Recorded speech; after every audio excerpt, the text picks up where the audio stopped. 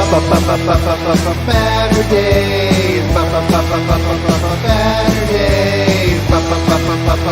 Baturdays.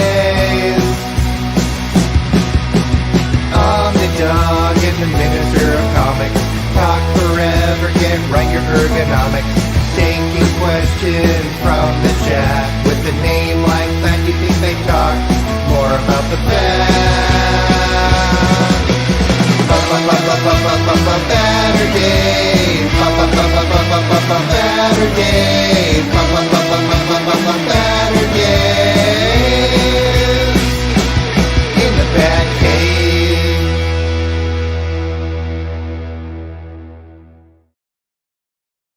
Heyo! Welcome to Baturdays in the BatCave. This is the greatest analogy for Mr. Awesome. Baturdays is now like the old new Scooby-Doo movies with a new guest star every time, or like the old Mike Douglas show. That is a great pull, Mr. Awesome, because tonight's guest, is the fabulous Dom of X. What up, Dom? How's it going, everybody? Thank you for having me tonight, Omnidog. I really appreciate being here. Oh, I appreciate having you. Dom and I got to know each other after I turned down a Facebook friend request from him. I only knew Dom of X. I didn't know his full name, and I'm like, who's this person? Why should I be your friend? And then we started talking, and he said, yeah, I sent you a friend request. And I go, oh, that's you. Okay, yeah, I'll be your pal. I'll be your friend. I need more friends. And then we had fun. More friends. We had fun on Very Fine Condition, where you are his intern. And I'm poaching everyone I can from Very Fine Condition. And you also help our co-host or co-creating comic releases with Chris, correct? I do. I am the assistant editor on the site. I pretty much help him in, any way possible that he needs. We get content or product information from all of the companies. I help sort out, put it all together in documented form, and release it to the public. But also, Chris is an awesome dude, awesome friend of mine, someone I look up to. Like, he's an amazing person. So, he's okay. We've been doing it for 3 years now. 3 years. He's okay. I feel like I think I've been doing the collected editions show with him for almost 3 years, or maybe 2. Because I think comic releases has been a thing, I think, for 4 years now. I want to say 4 years is when he started. So, wait, what year is this? 24, 23, 22, 22. 21, I have no memory of. 2020, I have no memory of. 2019, I remember, but we didn't. I think maybe we've been doing it 2 full years. Maybe. James, how long have we been doing it? James, are you in the chat? Let's see. Where are you, James? Here he is with... I think that's salad emojis. Oh, what? Are you having salad for dinner? Yeah. I'm going to be having some salad for dinner tonight, I believe. How did he know that? That's what I said. Freaking James, what? He knew you were having salad? The telepathic abilities of Mr. Super Producer James. Okay, James, what did I just have to eat? Hey now, to Harvey Picar's Ghost. What up, buddy? Kenny got a new TV, LG OLED 65-inch. Whoa, way to go, buddy. Nice. I'm sure you love it. That's awesome. Watching Sven Gooley on the big screen, Baturdays on the laptop. Way to go. Way to multitask. We like that. I'm a big fan of Sven Gooley. Somehow he's always on my... I don't go on... like the social part of Facebook. I just have like my you hit groups, and I have a couple of comic book pages I subscribe to, and then they just throw stuff in like they think that I'll like, because I don't go and see what everybody else in the world is doing, because I hate people. So I don't want to know what people are doing. I don't hate you, Dom. Of course, I love you, but I and I love everybody in the chat. Peace and love. but somehow Sven Gulli has been Sven Gulli's Facebook page shows up all the time. I think he's a host of like a horror movie thing. Is that right, Gary? Does Sven Gulli, he dresses up and shows scary movies? Javier, good to see you. The goat, thank you. I don't think you mean the old goat. Happy Batterday, Just Dom and everyone. I stayed long enough, Super Laugh Hard. I stayed long enough to earn you some revenue by not skipping the advert. Thank you, Super Laugh Hard, my buddy from Scotland. Here's Lionheart. Always a good seeing you. Tobias. Samantha Jane, our Kiwi, our resident Kiwi. How are you doing? She won the $50 gift card from a different comic book retailer that's not this one, but I'll talk about this one anyway. Organic Size Books. Code Omnidog for $2 off. 5% off shipping 4 more books together. Omnidog sit. And yeah, I use my own code to save 5% off. You better believe I do. The amount of books I order from them, it adds up. You get all the collection in, and boom, bada bing, you get some nice boom, bada bing. Booster Green, comic releases superiority. Look at that. Oh, here's Hayden. The Omni Hunk and the Domni Hunk. I like it. Hayden was happy to hear that one of the things I accomplished while upper management was gone for 2.5 weeks, I watched the entirety of Harley Quinn. This is my new birthday t-shirt. Stretch it out for all the world to see. Yeah, there you go. I watched all of Harley Quinn season 4. It was great. It continues to be great. And since I watched Ted Lasso with my family, I now know whoever. Do you watch Harley Quinn at all? Do you know the show? I watched the first 2 seasons. I haven't gotten past it just because I've been busy with other parts. There was a Valentine's Day special where a Ted Lasso star was, I think, having a book signing in the Gotham Coliseum, and I was like, who is that? I don't even know that person. So now I got to go back and rewatch it because now I know that person. So, Dom, what are your let me see if we can, let's get to know Dom a little bit. You're in college. Mm-hmm. That's crazy that you're in college and doing comic releases and helping Very Fine Condition. Are you an IT student? Are you a student of computers? Yes, I am transferring over to a brand new college to do business analytics and computer science. I might die doing it, but so far I've survived to live some of the tale, and it requires a lot of brain power and a lot of nights where sometimes you can't sleep. Like I had one of those like a week ago. So it's always, I feel like I'm always busy. There's never a part of my life where I can just sit and relax without feeling like, man, I got to do something. So I'm always up doing something. What that something might entail, it could be homework, could be doing content creation, could be reading comics, because I love reading comics, obviously. But there we go. But yeah, there's a lot on my plate. I play basketball because I need to keep active. It feels weird because I'm a Filipino. A lot of Filipinos, as you might not know, we're known for not being extremely tall. But I got my mom's genes, and I ended up being 6 foot because her dad was over 6 feet tall. So you're a tall Filipino. Yeah, relatively. You're like a unicorn. You're a living unicorn. Yes, indeed. Nice. So you love basketball. That's cool. Basketball was never one of the sports that I was coordinated in. I would go so far as to say I suck at basketball, and of course now I'm way too old to play it, so I don't care. But good for you. You should be busy in college. I remember my freshman year. I remember sitting with my friend, and we were pledging a fraternity, and going to school and doing all this other stuff. And I said to him, I I don't have any time to relax. He said to me, if I feel like I can sit for 5 minutes, I feel like I'm wasting time. That's how we felt. And I think that's a good sign that you're super busy. You don't want to just sit in college. You want to absorb it and do it and live it and be in it. So I think that's good. What year are you? Sophomore, junior? I'm headed into my junior year next year. And you'll be transferring to a different college? I'll be transferring to a 4-year college, yes.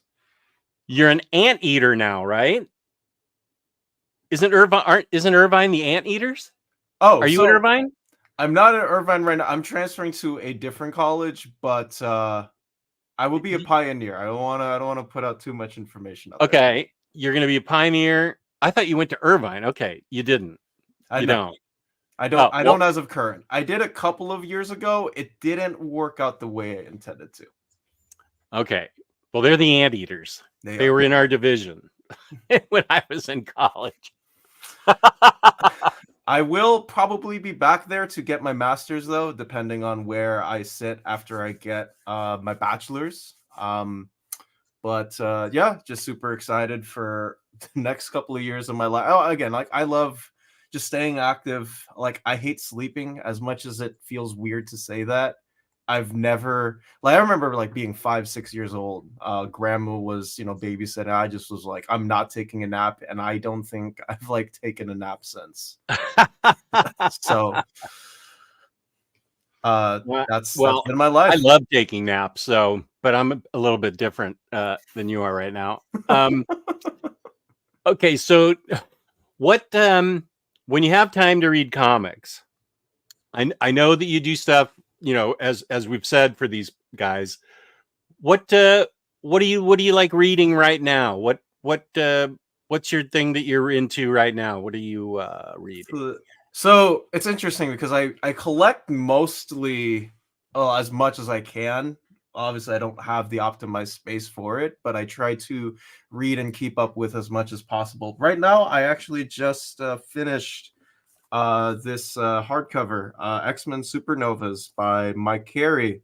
Got it from a friend, and I loved it. And I hadn't read most of that era of X-Men, which sounds partly weird because there's a certain arc in Jonathan Hickman's X-Men that brings in characters from this run over to there. So I wanted to check it out, and yeah, I loved it. Okay, I didn't know that. Yes. That's part of why I had Peter M organize my collection. So I could. Okay, so I think I think that Supernovas, that whole era, I think he spoke pretty highly of it. I know he loved the Utopia era. So I need, at some point I'll go back because I just got done with Reign of X, all of it. I need to make a video on that, but I just haven't been feeling well enough to make videos. So you're a big X-Men fan. I am. I love my X-Men. Okay. That's why you're Dom of X. Is that right? That is very true. That is very nice. I have to say, Booster Green's throwing us a compliment. I got a new OLED TV2. You guys look hot. Yeah, we do. We are hot-looking dudes. Here's AS. What up? There's not my namesake nephew Ryan Bragg. My nephew just had a baby. So, James. Oh, we've been doing it since 2020. Thank you, James. There you go. This is Appreciate that. You think for how long the site's been up? Edwin, hey, welcome. Jesse Bramble had ice cream and cookies. Usually that's not a wrong answer. I'm trying to stay away from sweets, but good guess. Here's Kane. Always good to see Kane, my cookie buddy. Good evening from Canada. Good day, eh? Good day. The Wolfman is on tonight. So, Gary, what channel would I tune into to get Sven Gulli? Is it like on the? I can't even guess what it's on. like Turner Classic Horror Movies or something. I don't know. Just is the shirt done by Zerdy? I think it is. It is. It looks like Nathan's Zerdy art. Look at you. You already know it's Nathan Zerdy art. Is this Zerdy enough for you? I don't know if you were around when we used to get a guy that wanted us to stand up and show our t-shirts. That was on Omni Bros, and he gravitated over to my show, and we were like, what does this guy really want? Why is he asking to see our t-shirts? And I eventually got skeeved out about it, and I said, I'm not showing you my t-shirt for anything less than a $25 super chat. He ended up leaving. But I mean, seriously, why would someone? I mean, I'm happy to show this because it was my birthday present, and apparently by Nathan Zerdy. But that always creeps me out. Hey, SO, not here for long because I need to sleep sometimes. Well, not my guest. My guest does not dig sleep. I'm glad you watched Harley Quinn. I've never been more proud of you, Jess. I was thinking of you, Hayden, all the time when I was watching it.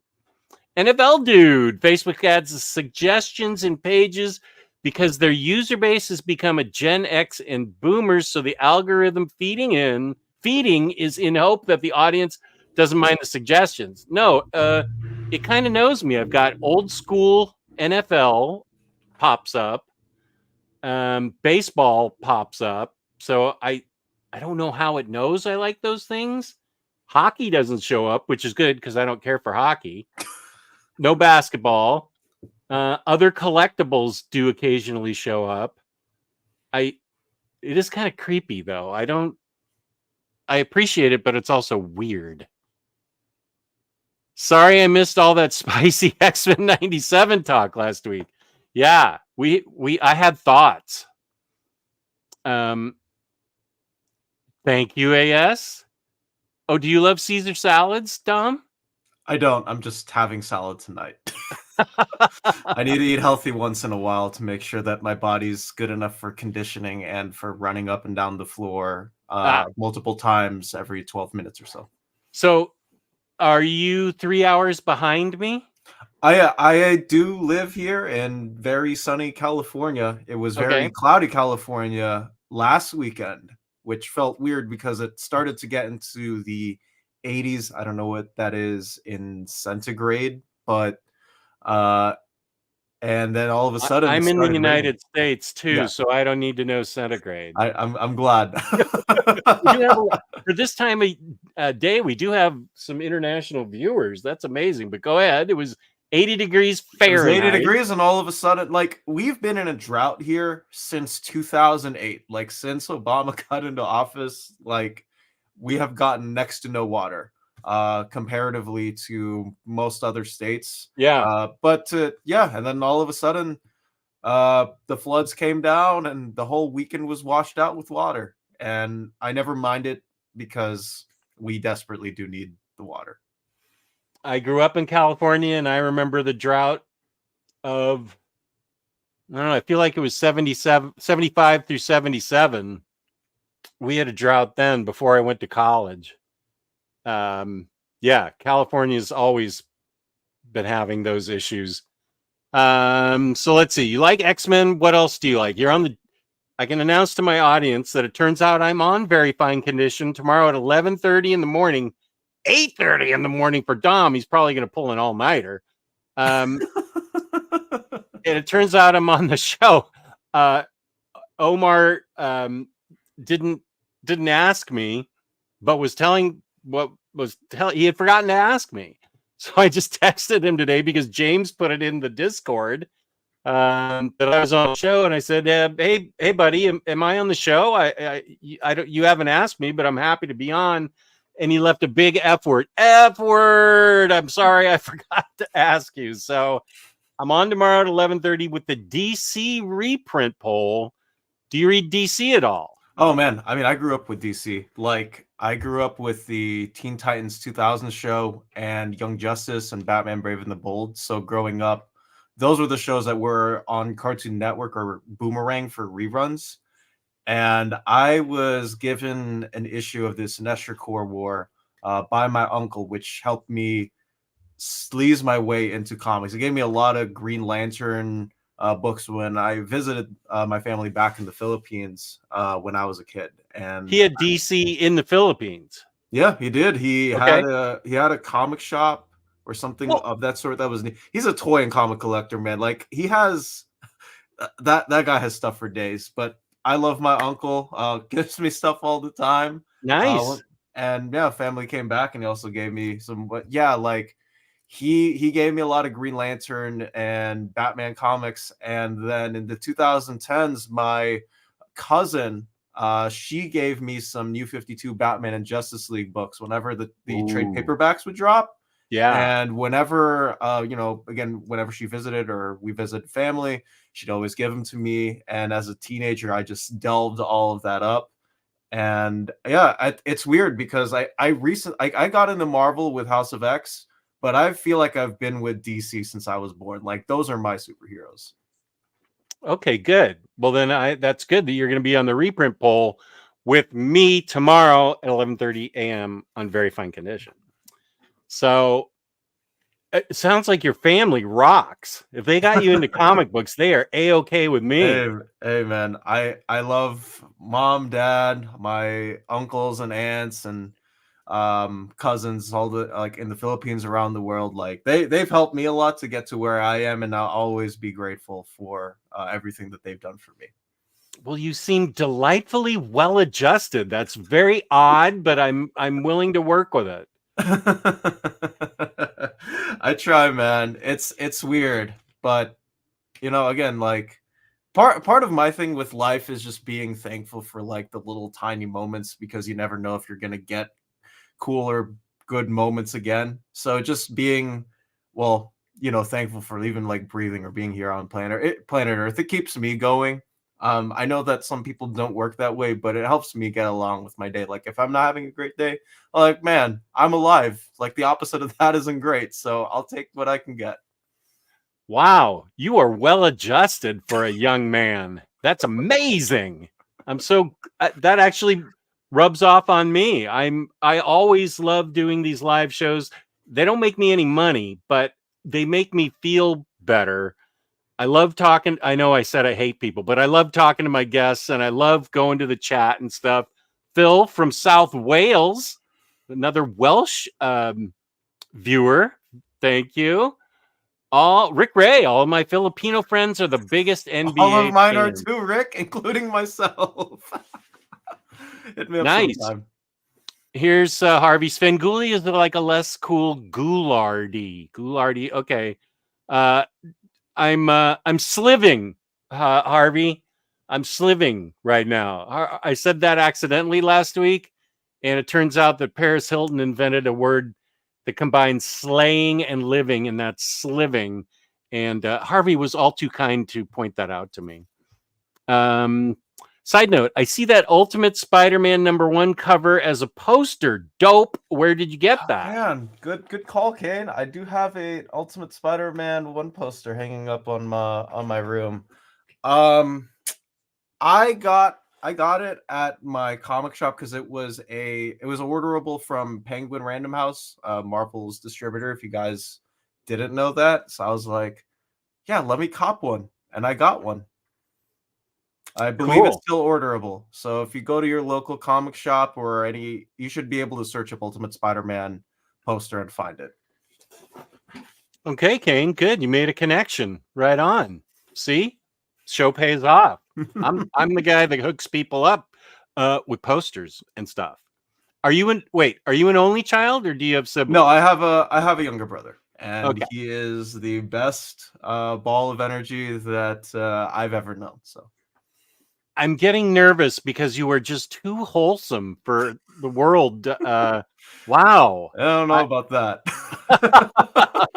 You love everyone in your family and you're grateful. Wow, you are. I hate to no, I'm not going to burst your bubble about what the world is like before you get out in it. I feel like I've gotten a bit of it in the years I've been in college. Like once I stepped out of high school, I was like, all right. it feels different. But again, take the little moments as you can and keep moving on. And I've lived so far. I That's haven't died yet. That's great advice. Keep partying, Dom, from Captain Underpants. What advice? That's amazing. Supernova's Incredible from Jack leads into Messiah Complex, I believe. Yeah. I hope we get a collection of that era of X-Men someday, like an omnibus format. I know that we haven't had one, and it's just deluxe is sparred here and throughout. But considering that we've had most of the Claremont stuff mostly wrapped up in omnibuses and pushing forward now, especially with Onslaught Volume 1 or Road to Onslaught Volume 1 coming out, we should be able to get there at some point. Yeah, I have. When Peter comes on again, he's going to do the FOMO episode with me for X-Men to tell me what I don't have and to try and FOMO me into buying it, because that's the way Peter is. That is. And that's why he's a great guest. But I have a custom bound Messiah Complex, and what Messiah War, I think. And something else, but I don't. I'm gonna have to bring those out and show him. Like I have that Supernovas book that you just showed off, and so I'm gonna have to have him tell me where the Omnis fit into all the past X-Men stuff I have. NFL Dude loves Supernovas, has awesome Humberto Ramos and Chris Boccello art along with awesome writing. Yeah, it's probably one of my favorite stuff from Chris Boccello. I've read a lot of Humberto Ramos with Amazing Spider-Man that I've also loved. Boccelo's been everywhere, man. Like Uncanny X-Men, Amazing Spider-Man, New X-Men with Grant Morrison. Like Chris has been everywhere for comics. He's a great artist. Gary, I actually enjoyed Reign of X.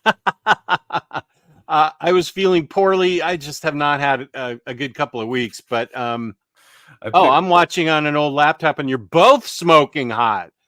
Yeah, this is my audience. Love it. Oh, it's on Me TV. Okay, I'll see if I have that. Mr. Awesome back. Fabrice, it's been a while. Let's get down to brass tacks. Uh-oh, here it comes. How much of Grant... Cycle, relax. Have you read any Grant and Breyfogle Batman? Who doesn't love Grant Breyfogle Batman? I love it. Oh, there you go. A friend of mine got me on a Batman trip in 2019. It was because I was picking up Tom King's run in singles. That was the first run I collected. Like me actually going to a comic shop and buying them. And a friend of mine online was like, you got to read some of like the older stuff so we can get you indoctrinated with the Dark Knight and all of his other books. And I got to that era of Batman. You got awesome stuff from, I know it's like just sparsing throughout. Like I'm just talking about Alan Grant, like with No Man's Land, stuff I've read in the Cape Crusader trade paperbacks, Legends of the Dark Knight. I mean, there's no adjective to not describe the greatness like those two were on that book. Like really, for absolute reasons. Like it's awesome. Well, Harvey Peakers goes, challenge accepted, and there you have his thoughts. He thought he was gonna get you on that one. Cycle, come on, work with me here. Okay, no, I'm not gonna take it off. Kenny's been watching some episodes of CW. Oh, Kenny loves his Supergirl. He loves Melissa Benoist. Yep, I get it. Supernovas is incredible. Subtract by 30, divide by 2. What are we? Oh, this is back. I'm my typical 20 minutes behind. This is Celsius and stuff. 37. No. Beginning of a fever. Here's my Discord. Tell us about Goiter. I read Goiter. I read all of the Goiter that Cycle Cleveland sent me. I am okay. Goiter's when you talk about independent comics, these are these are the real indie comics, as Cycle has been talking about. This one's a slice of an odd slice of life, odd slice of life story. But I feel like the 8th and final issue, it goes into a guy living in the very far future where Amazon has taken over the world, and he is a worker for the industrial complex under Bezos' great grandson or something. But I feel like it didn't cycle. I don't feel like it ended on a cliffhanger. It wasn't resolved, and that was the final issue. Or did I read it wrong? I'm sure it's on me. I must have read it wrong. Those of you out there who are interested in indie comics, I think Goiter is a good start because it has a story that you can follow and is interesting. The other stuff Cycle has sent me, I have not got to yet. It looks crazy, but I'm still going to read it and I'm going to do a video on it. Teen Titans TV series was great. Favorite movie about SoCal Water, Chinatown, right? Sorry, but it's my bedtime. Oh, super laugh hard. You're in Scotland. It's only, what are you, 6 hours ahead of us? Oh, okay. Yeah, it's like 2:30 there or something. Domovex is a natural, and Jess, you've still got it, bro. Thank you, buddy. Peace and love. Good to see you. Always good seeing Super Laugh Hard. Trying to dox you. What part of the Philippines is Dom's family from? My mom is from the Visayas. Visayas? Mm-hmm. Now I'm going to be speaking Filipino. My family is from a section of Luzon. Okay. So that's like the north. There's 3 sections of the Philippines. There's like a North Island, which is called Luzon. The Middle Islands, there's like 100+ of them, called the Visayas, and then the bottom is Mindanao. My family is from Luzon. And in your family, who makes the best lumpia? Oh, my dad. My dad is like the best chef you will find on this planet. I can't name you one thing that he doesn't make and that isn't good. Like he will cook anything, everything, and will find a way to make it the best thing ever.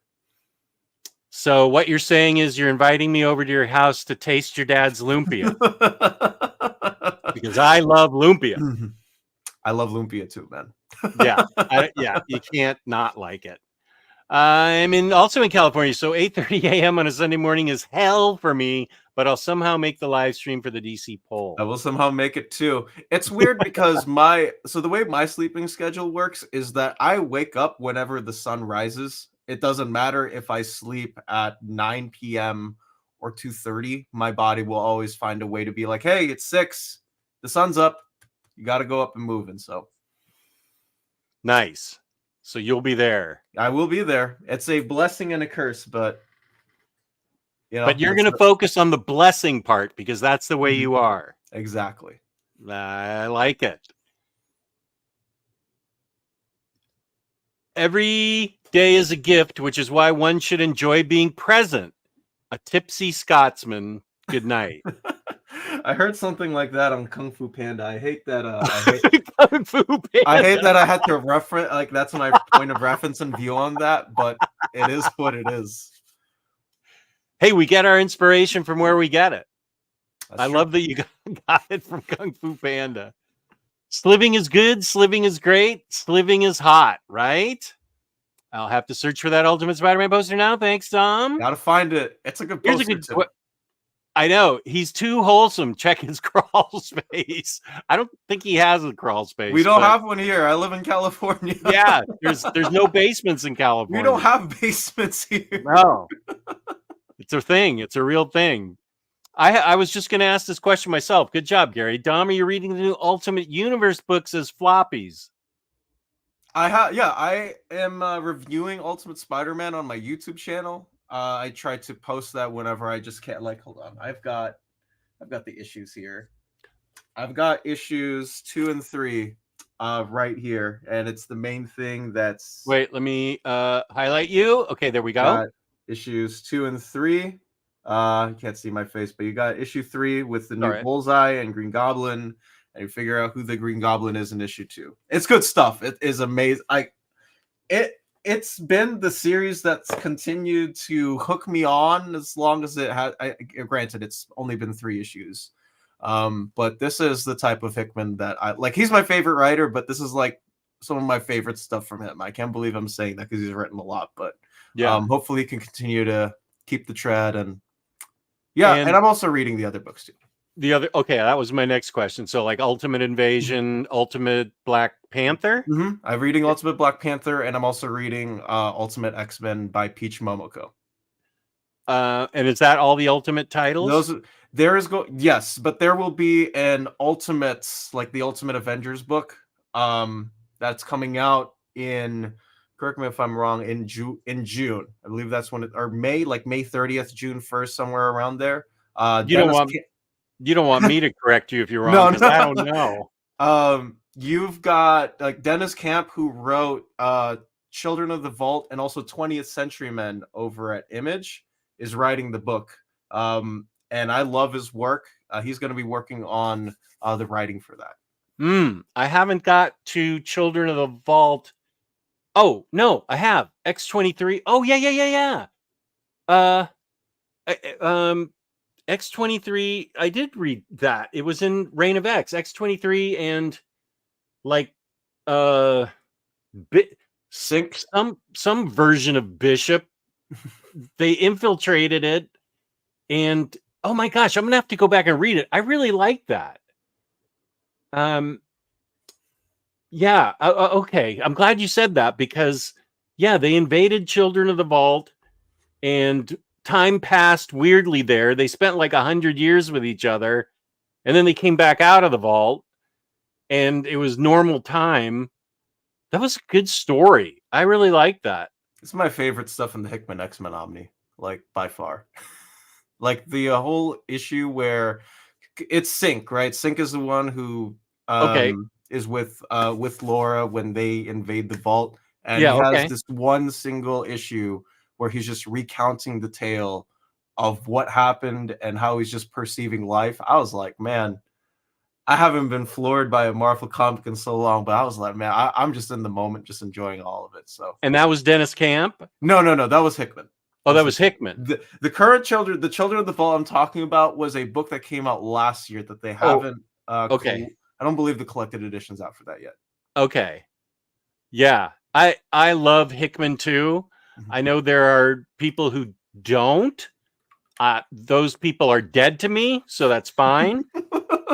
And I met him at Heroes Con last year. It was 5:00 Friday, and I took one book because I thought I'm going to be standing in line for an hour, and I'm not going to make him sign 5 books because there's going to be people behind me. And they announced that Jonathan Hickman was signing, but since it was at 5:00, a bunch of people had already left. So I had him to myself for 15 minutes. So I just talked to him. Could not have been a nicer guy. Very nice. And I said, I'm so sorry I have to ask you this, but what's going on with Black Monday Murders? And he was very nice. He answered that the artist had been sick for quite a while, but they were picking it back up. And I hated asking him that because I'm sure he gets that everywhere. It's the same thing with Jason Aaron and Southern Bastards. Yeah, Southern Bastards. So yeah, or like the same type of he gets asked this probably like a billion times in a row. Yeah, and I hated myself, for asking that. But my daughter's roommate reads Black Monday Murders, and she said, if you're seeing Hickman, ask him. So I had to ask. But if you ever get a chance to meet him, genuinely nice guy, super nice guy. Awesome. And I'm with you. I love everything he writes. Nick Lewis is here. A Wild Spooey appears. What up, Spooey? I'm watching y'all and the Lakers versus Nuggets. Who you got, Dom? I think the Nuggets. I'm a Lakers fan, but I'm going to tell you right now, I think the Nuggets are going to win the series, and I don't think it's going to be close. That is my thoughts. If you don't know, Jess, the guy in the Nuggets, he's a big 7 foot, like 280-pound guy. His name is Nikola Jokic. Oh, But yeah. but Okay. that guy, he has like eyes everywhere on his head. He can find the guy like completely wide open, makes the craziest shots. I don't think I've ever seen like anything like it. And I was mesmerized last year because they also faced the Lakers last year and they swept us, but it was mostly because of him. I try not to be too optimistic in sports because I've been let down more times than not. Oh, But yeah, I they have my respect. There's nothing that I hate about them. Like they're not a controversial or team that you just want to like spit on. It's like they've earned it. They've done it. They won a championship last year. So Nuggets and 4 from me respectively. It feels weird as a Lakers fan saying that. I'm probably gonna get disowned by a friend of mine if he hears because I have a couple friends who are Lakers fans too. But those are my thoughts. Okay. All of a sudden I remembered I don't have your YouTube channel information. If you could send that to me, your address, so I can make a link for it and put it in the description. You can send it Facebook or Discord, my email. You've got all that. So all right. I want to make sure I highlight that. Supergirl episode of Justice League Unlimited, Far From Home is really awesome. Cool team up with the... Okay, I just got it. Thank you. With the Legion of Superheroes. You're a well-adjusted super friend than a misfit X-Man, Dom.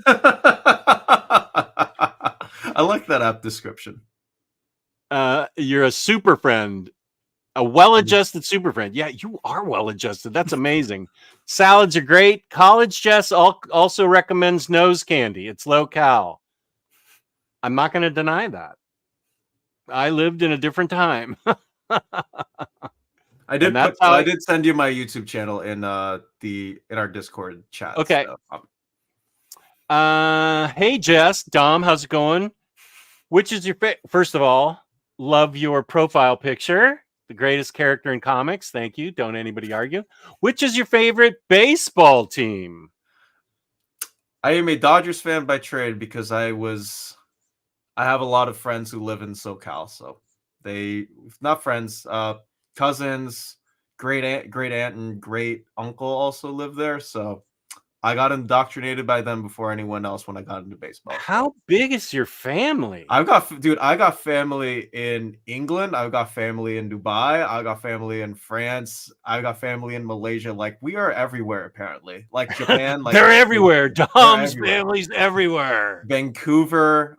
We got some in Alberta. Like it's insane. Well, I will tell you my favorite baseball team, and that is the Mets, who've just taken 2 from the Dodgers. Yep. Started out 0-5 and are now something like 12-8. They are remarkable because I know maybe 3 players on this year's team, and I don't think they can keep it up, but they're playing like they're playing really well. I will admit, like I had a lot of I was working on some stuff for very fine condition this afternoon, and I was also watching the game, and I think I had some like heart attacks in the middle of it. So but I mean, it is what it is. It's the start of the season. Yeah. Granted, the Dodgers spent $1.257 billion to get the biggest players in baseball. Yeah. But again, I think there's still a lot of time. There's like 140 games left. So a long season ahead of us. Yeah. Long season ahead of us, and things level out in the summer, and by September, who's good. Mm-hmm. I need the Mets to play like this in August and September. Not April is fine, but let's keep it going and play like this in August. I worked at my comic shop, and our comic shop owner, he's the founder of Free Comic Book Day. He's a big really? Yes, he is. and he's a super super big baseball fan. Like his family has ties all the way back to the first night game ever played in professional baseball. He gives me like a lot of like weird cool like wisdom and insights, but what you just said, Jess, where it's like the season like is like April and May, you don't want to be hot then, you want to be hot when the like towards the end. That is 100% true. Yeah. Hot April teams don't get it going for me. I'm like, well, good for you. This is fun. And of course, my wife and daughter, who have suffered with me as Mets fans, my poor daughter, I didn't mean to do it to her, but she got infected with being a Mets fan. Now, I am an LA Rams fan since childhood. Interesting. I followed them even when they were in St. Louis. So she's reasonably happy to be a Rams fan. You know, they've been in enough Super Bowls. They're 2-3 in Super Bowls, but 2 wins at a Super Bowl. There's a lot of teams that would love to even go to 1 Super Bowl. That's very true. The Lions Lions this year. I mean, you've got a lot of football teams that are trying to like not only knock on the door, like get to the door. Yeah. Yeah. So we're happy with our LA Rams just in general. The Mets it takes a lot to be a Mets fan because you're constantly being disappointed. When you say setting low expectations for sports, this is where it started for me. I realized that in sports, 99% of the time you're going to be disappointed. But that 1% when they go all the way is enough to keep you going for me, it's kept me going since 1986, but for the Mets. But yeah, they're constantly breaking my heart, and I'm ready to stop talking about them now. Okay. There's Mary M., a fellow Mets fan. Anyone go out for Record Store Day today? I did not, because I did not see anything that really lit me up, Mary. I have gone to previous Record Store Days. I've stood in line for things that I really wanted, but I didn't see any must-gets this time. But did you go out, Mary? Jess, did you pick up the Russell Allred Batman book? I did, and it's awesome. But do you read only? Do you collect floppies, Dom? I collect floppies and hardcovers. Those are my two. Okay. So I made the change in 2014 to become just collected editions. Because I think they read better. I'm just happier with that format. So, I mean, I read the first issue and loved it, but I was like, I want the whole story. I've been conditioned now to have the whole story. It's in my pull box. I think it's the only thing in my pull box now at Third Eye Comics. But yeah, Gary, it was great, and I can't wait for more. Paige is here. Welcome, welcome. Yeah, there you go. This is on the Brayfogle Grant question. There we go. Hey, Mary went out, but not for records. Okay. Wow, Dom's a real mensch. Yes, he is. That's a good thing to be. Booster knows what he's talking about. Norm Brayfogle is the Batman artist. Dom is my favorite guest of all time, says the man from Cleveland. He's tough to. He's tough to. Praise, honestly.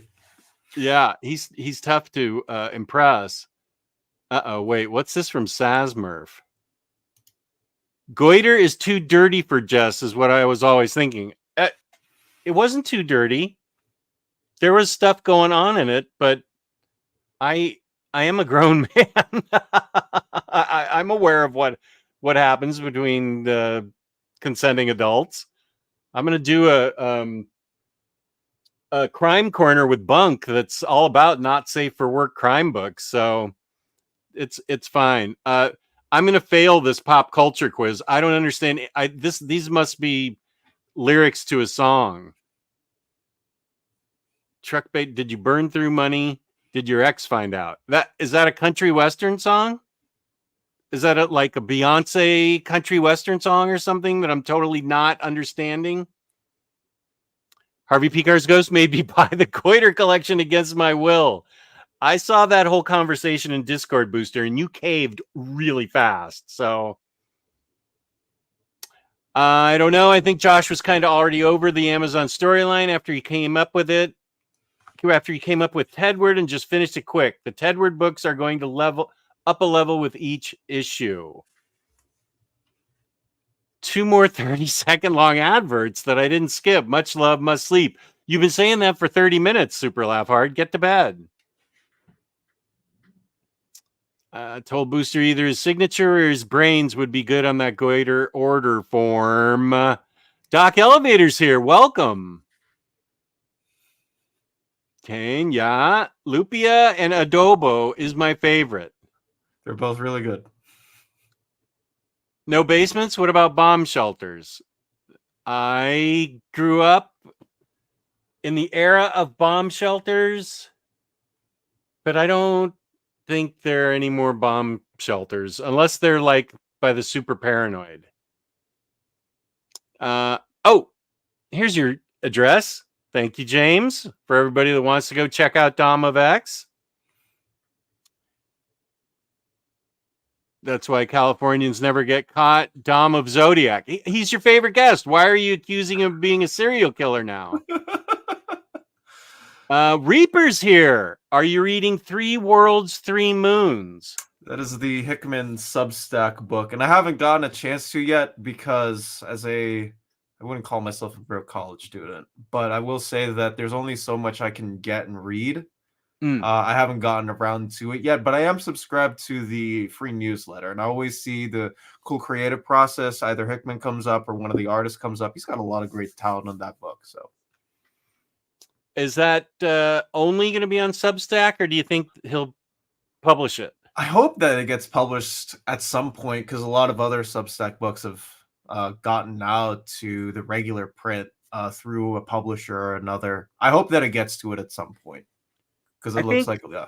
I get the Brubaker newsletter, and I think Fridays was his Substack title, and that has been released. I'm waiting for the hardcover release.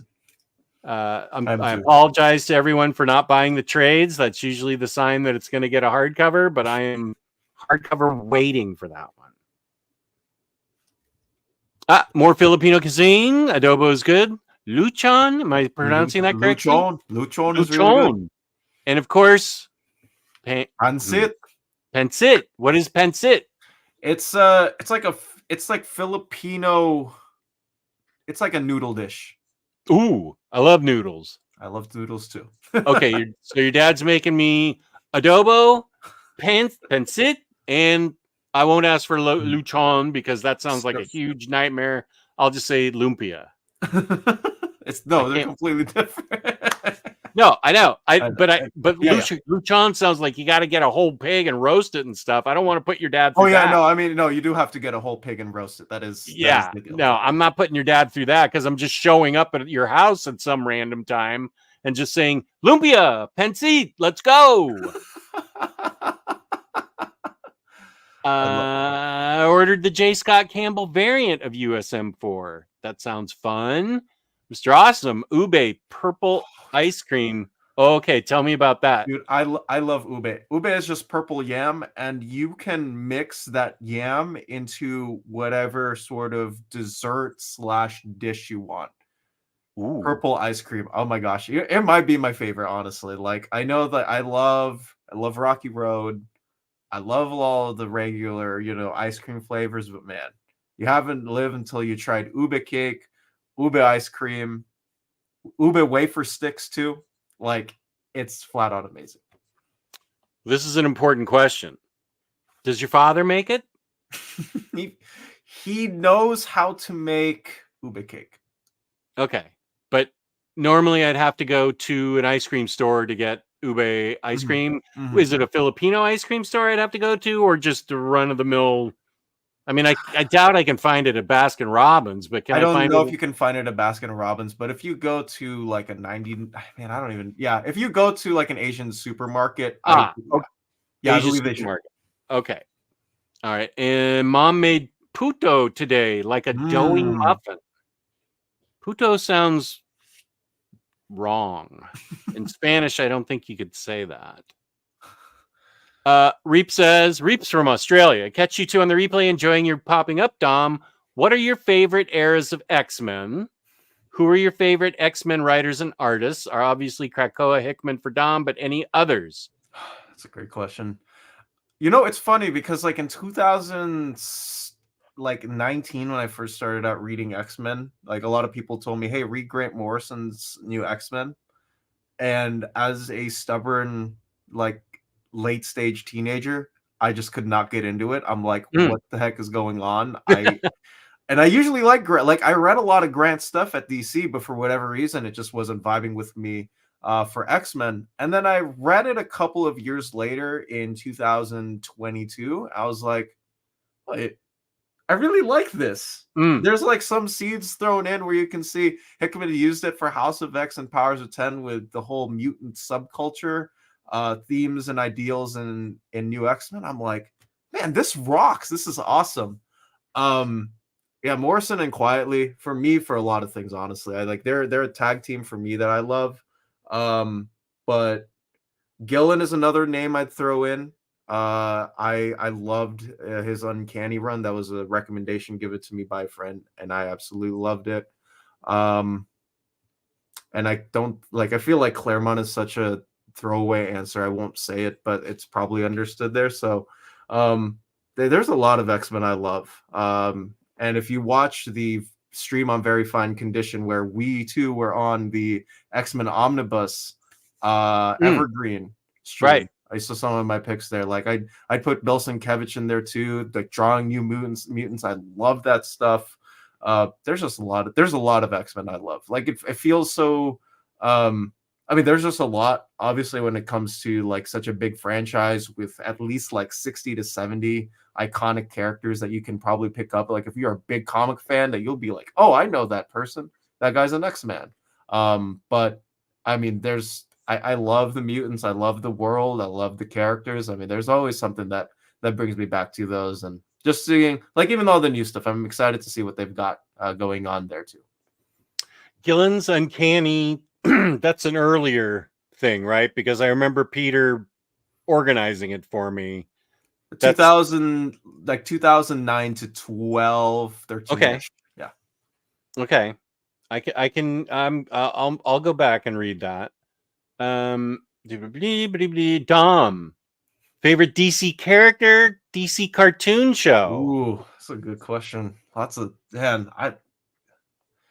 I've always been a big Teen Titans fan. I think like I said earlier, like I love Nightwing, Starfire, Donna Troy. Like those are some of the characters that like me reading Titans books I always love delving and diving into. I always have an affinity for Batman just because of me getting into like the New 52 stuff with Scott Snyder and Greg Capullo's Batman run. So obviously he has to be thrown in there. The Justice Society of America, I think, would have to be like another favorite of mine, just because like I grew up reading a lot of Jeff Johns, and someone gifted some of those JSA trades to me, and I love them. Like I love Atom Smasher, I love Hawkgirl, I love Stargirl. And I think Doom Patrol also probably have to be one of my faves too, because I love Robot Man, and Negative Man, Crazy Jane, and all those other characters. I know that's a lot of characters, but I mean, I love DC. Yeah, cartoon show. Yeah, it might have to be, just for nostalgia, it might have to be that 2003 Titan show. But I love Batman, the animated series. I love JLU. Like JLU, I think it's one of the most competently and fascinating cartoons I've ever watched ever. I love the first 2 seasons of Young Justice. I kind of wish they bring DC animation back. Like there's a lot of amazing cartoons, like animated stuff that you can go back and just binge and enjoy. From the 90s, 2000s, 2010s. I kind of miss that. Like me, like watching X-Men 97 has been such a great kick, because I don't like like the animated shows don't pop up anymore because it's all live action. There's nothing wrong with the live action remakes and adaptations, but I think there's something special like seeing the hand-drawn cartoon characters from all the studio workers, the animators, and being able to just watch it on a TV. It's just awesome stuff. Like me being a kid, like it feels like I'm a 6-7-year-old again when I'm watching an animated show. And I know Mr. Awesome's going to ask this. I am almost done with Batman the Animated Show. I'm well into season 3. Joker hasn't shown up yet, and I know he gets a very unusual redesign. But I am going to power through and get done with it. This 3rd season, I think I've loved the most so far. It's really great. So, Mr. Awesome, I am going to get done with Batman the Animated Show. Manhattan Projects is excellent too. I love Manhattan Projects. I agree. Pax Romana is good. Have you read The Dying and the Dead? The Dying and the Dead. I don't know that I have. What? The Dying and the Dead. I don't think I've read that. Interesting. I've read Nightly News. I have to. Read what? Red Mass for Mars? Yeah. Read like that. But Dying in the Dead. I'll have to go over to the Hickman section and see. I love Decorum. I did too. That was an amazing book. That was my one of my books of the year whenever it came out. 2022 maybe? 2022. I picked that up in singles because I wanted to pick up a Hickman book like flying off the shelves for the first time. And I loved it so much. Like granted, I get everything Hickman. I have a full shelf with all of my Hickman stuff in OHCs and oversized. But I was like, yeah, I got to get the hardcover for it too. Dying in the Dead. I better write that down because I know I've heard of it, but I don't. I mean, I'm showing that I'm a fake fan right now.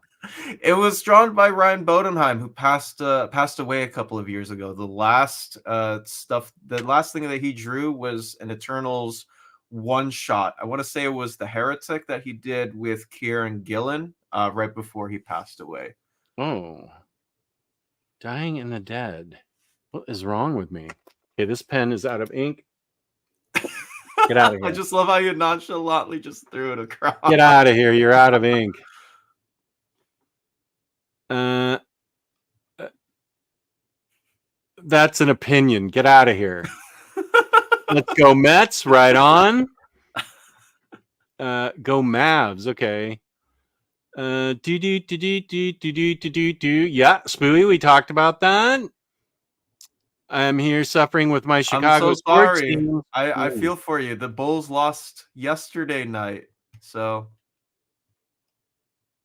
but you guys got Michael Jordan. No one will ever be able to say that. That's right. Let's go Mets. Right on, Mary. We were commiserating a couple weeks ago, but now we're on top of the world. As Dom would say, let's enjoy the moment. I'm happy you're happy. And I agree with this. F the Braves. I agree. Totally. I agree. Mets and Dodgers fans shaking hands for something. Right on. Absolutely. Mets are 8-1 in their last 9 games. You bet, boy. Yee. Here's Lucas. What up? Glad to have you here. Dom is friends with the founder of Free Comic Book Day. I am indeed. He is a really nice guy. I mean, got me a job for a year just to help tune out my social skills and to get some more knowledge and info on the different side of the industry. I'll always be forever grateful for the year I was working at the comic shop. Give me just a ballpark of his age. Do you know how old he might be? He's in his 60s. Okay, cool. I love him already then.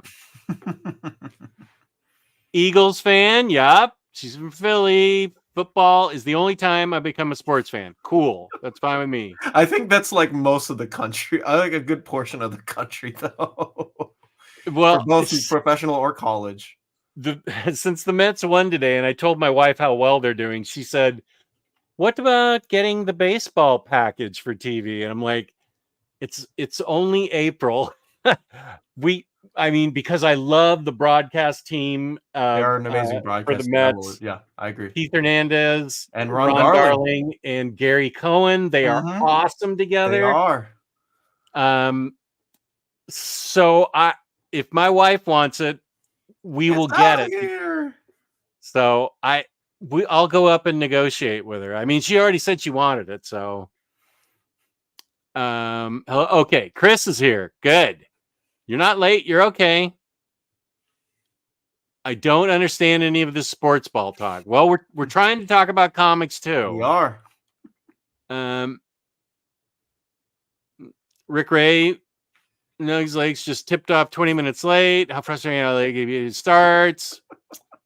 Yeah, I've been listening to the new Taylor Swift album. I've been listening to the Tortured Poets Department all day. See, I'm pretty good. I knew that was Taylor Swift. I'm not listening to it, but I knew it was Taylor Swift. Oh, you got it on your iPhone? I'm checking in on Spotify on my iPhone to see. Yeah, that is indeed the new album. Nice.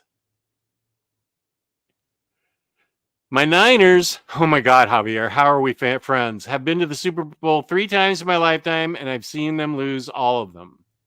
You're a good guy, Javier, so I won't say what I'm thinking.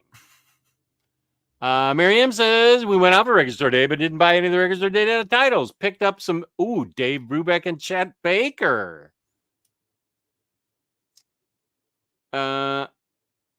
Austin by Dasha.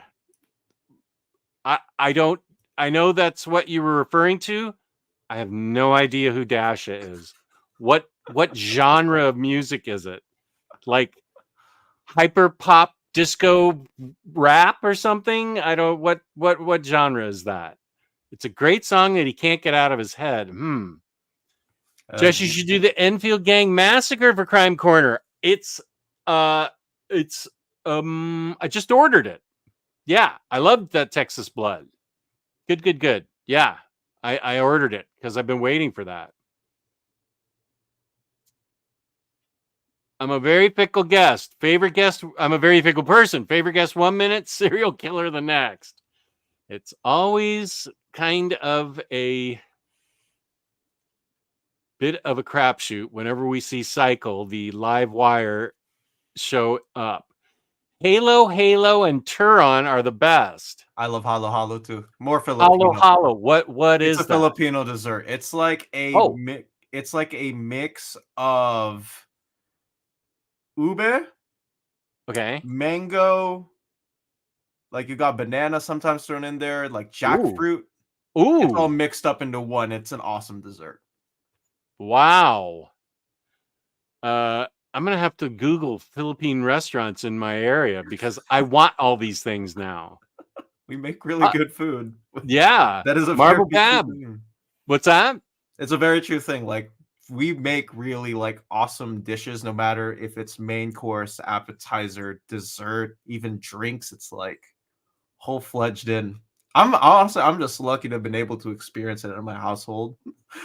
But granted, but yeah. Yeah, okay, we get that you're a positive guy, okay? Fine.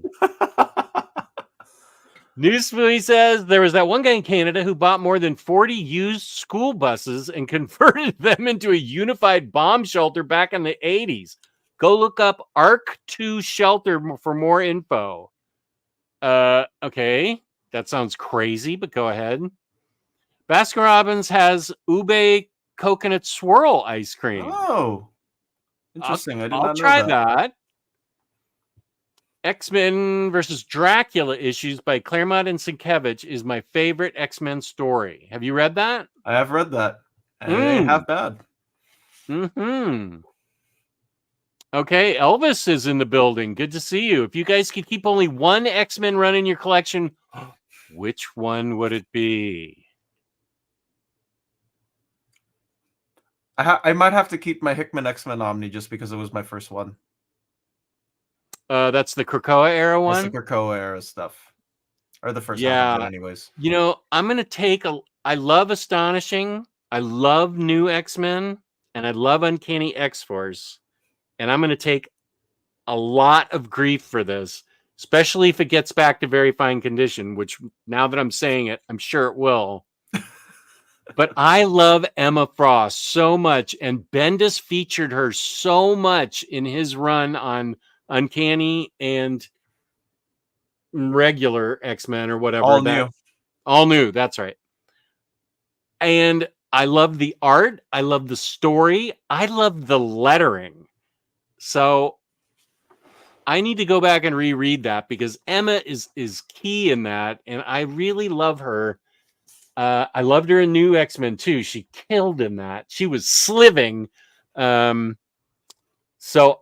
just to be controversial and hope that Omar yells at me tomorrow, I'm going to say the Bendis X-Men is the one I would keep. The one everyone hates. That's right. I said it. He had Stuart Immonen on All New, and Ooh. Stuart, I love his art. Like, there's nothing that he hasn't drawn that I didn't love, and now he's like his art style is now the house style from Marvel. Like, how cool is that? That a lot of people are formulating and emulating something that you like built yourself. And I loved All New X-Men. Like, it's weird for me to say that, but I love that title. Hey, you're in a safe space here. I loved it too, so I'm not going to give you any grief. Wasn't Bacallo the other artist? Bacallo was the main guy for Uncanny. Yeah. So you got two amazing artists who drew Emma great. Mm-hmm. So yeah, I'm there. And then you got to throw it. Chris Anka did some fill-ins for Uncanny, and I love his art in there too. And it's like you've got so many awesome. Like, Bendis always pulls like really good talent on his books, and that's part of what I love about. Like, you'll never go reading one Bendis book and being like, "Why is the art like this?" Like, they all look spectacular. Yeah, and I have to admit, I am a huge Bendis fan. So, and I know Very Fine Condition is not. So, different strokes, different folks. I get it, but I love Bendis. So, you know. Yeah. I mean, he wrote like Take me as I am, man. Take me as I am.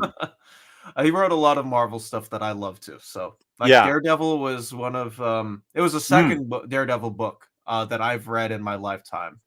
And I remember reading through that like in 2020 because I was like, man, I gotta fill out some of the time or whatever I'm doing here because everything's shut down and I'm taking Zoom classes and all that. And I was like, man, I don't think I've ever seen someone punch someone so hard, but me still loving that he's doing it to this character. And for me, just like being contained in my room and not like doing like anything but reading that, it's like, man, I want more of this. Like, this is riveting. This is exciting. Like, this is awesome. So I owe it. I owe partly like part of my heart to Bendis for writing a lot of Marvel stuff that I end up loving and caring and recommending to all people alike. Yeah, and did you continue with Brubaker? I've read all of if there's a Daredevil issue that's out there post like 1976, I've probably read it. Nice. I collect Daredevil Omnis. Like, I know that, again, limited shelf space, but that is one character that I just continue to read, continue to pull, no matter what or who is writing, because it's all mostly consistent. I agree. I think that he is the character that has gotten the best runs in all of Marvel. Everybody says it started with Frank Miller, but that third Silver Age Omni that's coming out, the second Silver Age Omni had a lot of good stuff. But I mean,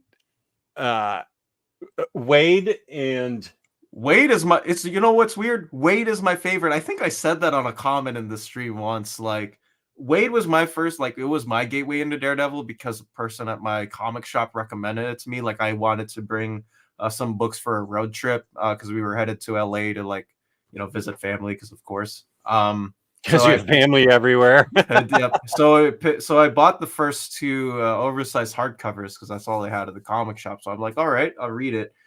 And I'm like, man, this is awesome. Like, this character's great. I love his supporting cast. I love Foggy. I like when Elect shows up here and there to give Matt some grief. And and the original character that Wade created, Kirsten McDuffie, she's my favorite Daredevil love interest, which I know he's had a lot, but for me, because not only was it my first, but she's great with him in the courtroom, and she like has really good dynamics, balancing off Matt's sometimes stiff demeanor. I love her. I love that run. And Chris Samney, Paulo Rivera, Marcos Martin. You don't get much better than that in art. No, 100%. I love the moment when the kids in the bus seeing Daredevil go by and going, "Red Batman." That just cracks me up. I love that moment. And I have not caught up with Zdarsky yet. And I haven't read Charles Soules yet. I have the omnibus, so I need to read that. So before I read Zdarsky, I need to read Soules. So I am a little behind on it, but I think Daredevil has just gotten a string of really great writers. Just everyone wants to punch Matt in some weird way, and it all somehow works. That's just the thing that it's been like since Frank Miller got on the book. Yeah. And I mean, I'm all thankful for it because it's gotten me through a lot of tough times, and great stories also are contained in there. Yeah. All right, Dom, favorite non-Marvel and DC comics. Well, we know Goiter's one, of course, because everyone loves Goiter. But what other than that, what? How much have you read from Gene Luen Yang? I feel like I've read a lot. Let's see. Superman Smashes the Klan. Dragon Hoops. What else has he written?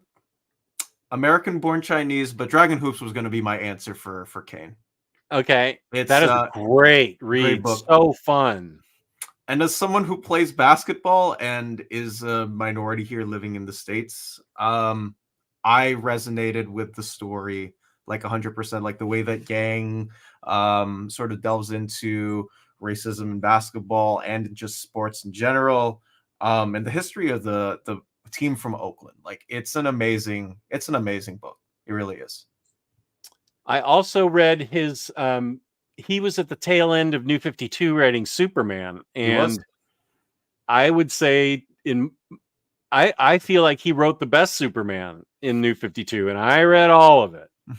So he has a talent for superheroes too. Mm-hmm. I hope his new Superman run gets into an omnibus someday. It hasn't. New Superman from China. Yeah, that was great. I have all those trades. I really enjoyed that. That's right. So there you go, Kane. I got the chance to meet Gene because he's a friend of our comic shops and he does signings here and there. And when the first issue of Superman Smashes the Klan came out in whenever that was, 2019, I picked up 2 copies of it, and they're both of them are sitting on my bookshelf. And just me like living through like my experiences as a preschooler, like because I'm from the Philippines, right? I moved over here, so it took a while for me to acclimate to the States. It was sort of difficult because I was speaking a whole nother language. I didn't pick up English until I was in kindergarten. So like I'm in preschool, like I'm speaking something completely different. Yeah. But Smashes the Klan echoed a lot of like some of the sentiments I had growing up. Like I got bullied for eating Filipino food. What? As in elementary school. That's outrageous. That's what I said. But because you're like, oh, like why aren't you eating like a peanut butter and jelly sandwich or the regular classic American food? And I just had enough to like ask my dad, like, I can't eat rice anymore at school. But like looking back on it now, maybe I should have been a little bit stronger. But it is what it is. But Smashes the Klan. I mean, that's why I love that story, just because I know it's a DC book, but it resonated a lot with me and a lot of like the upbringings I had here in the States. It's hard to be different when you're young.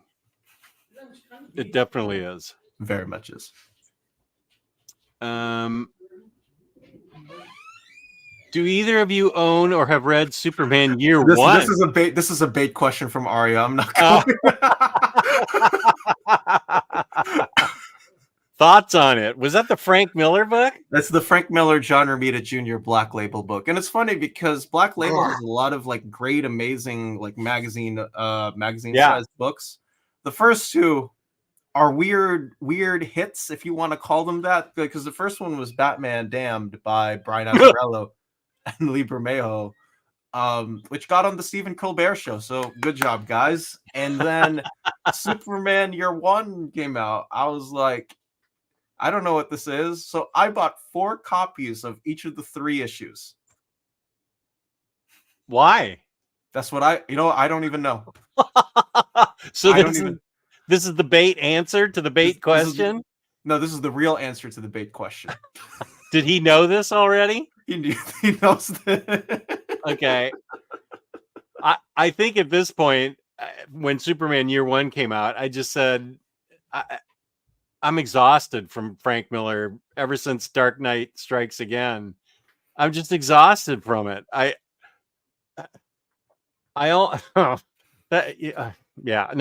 exhausted from it. I can't do it.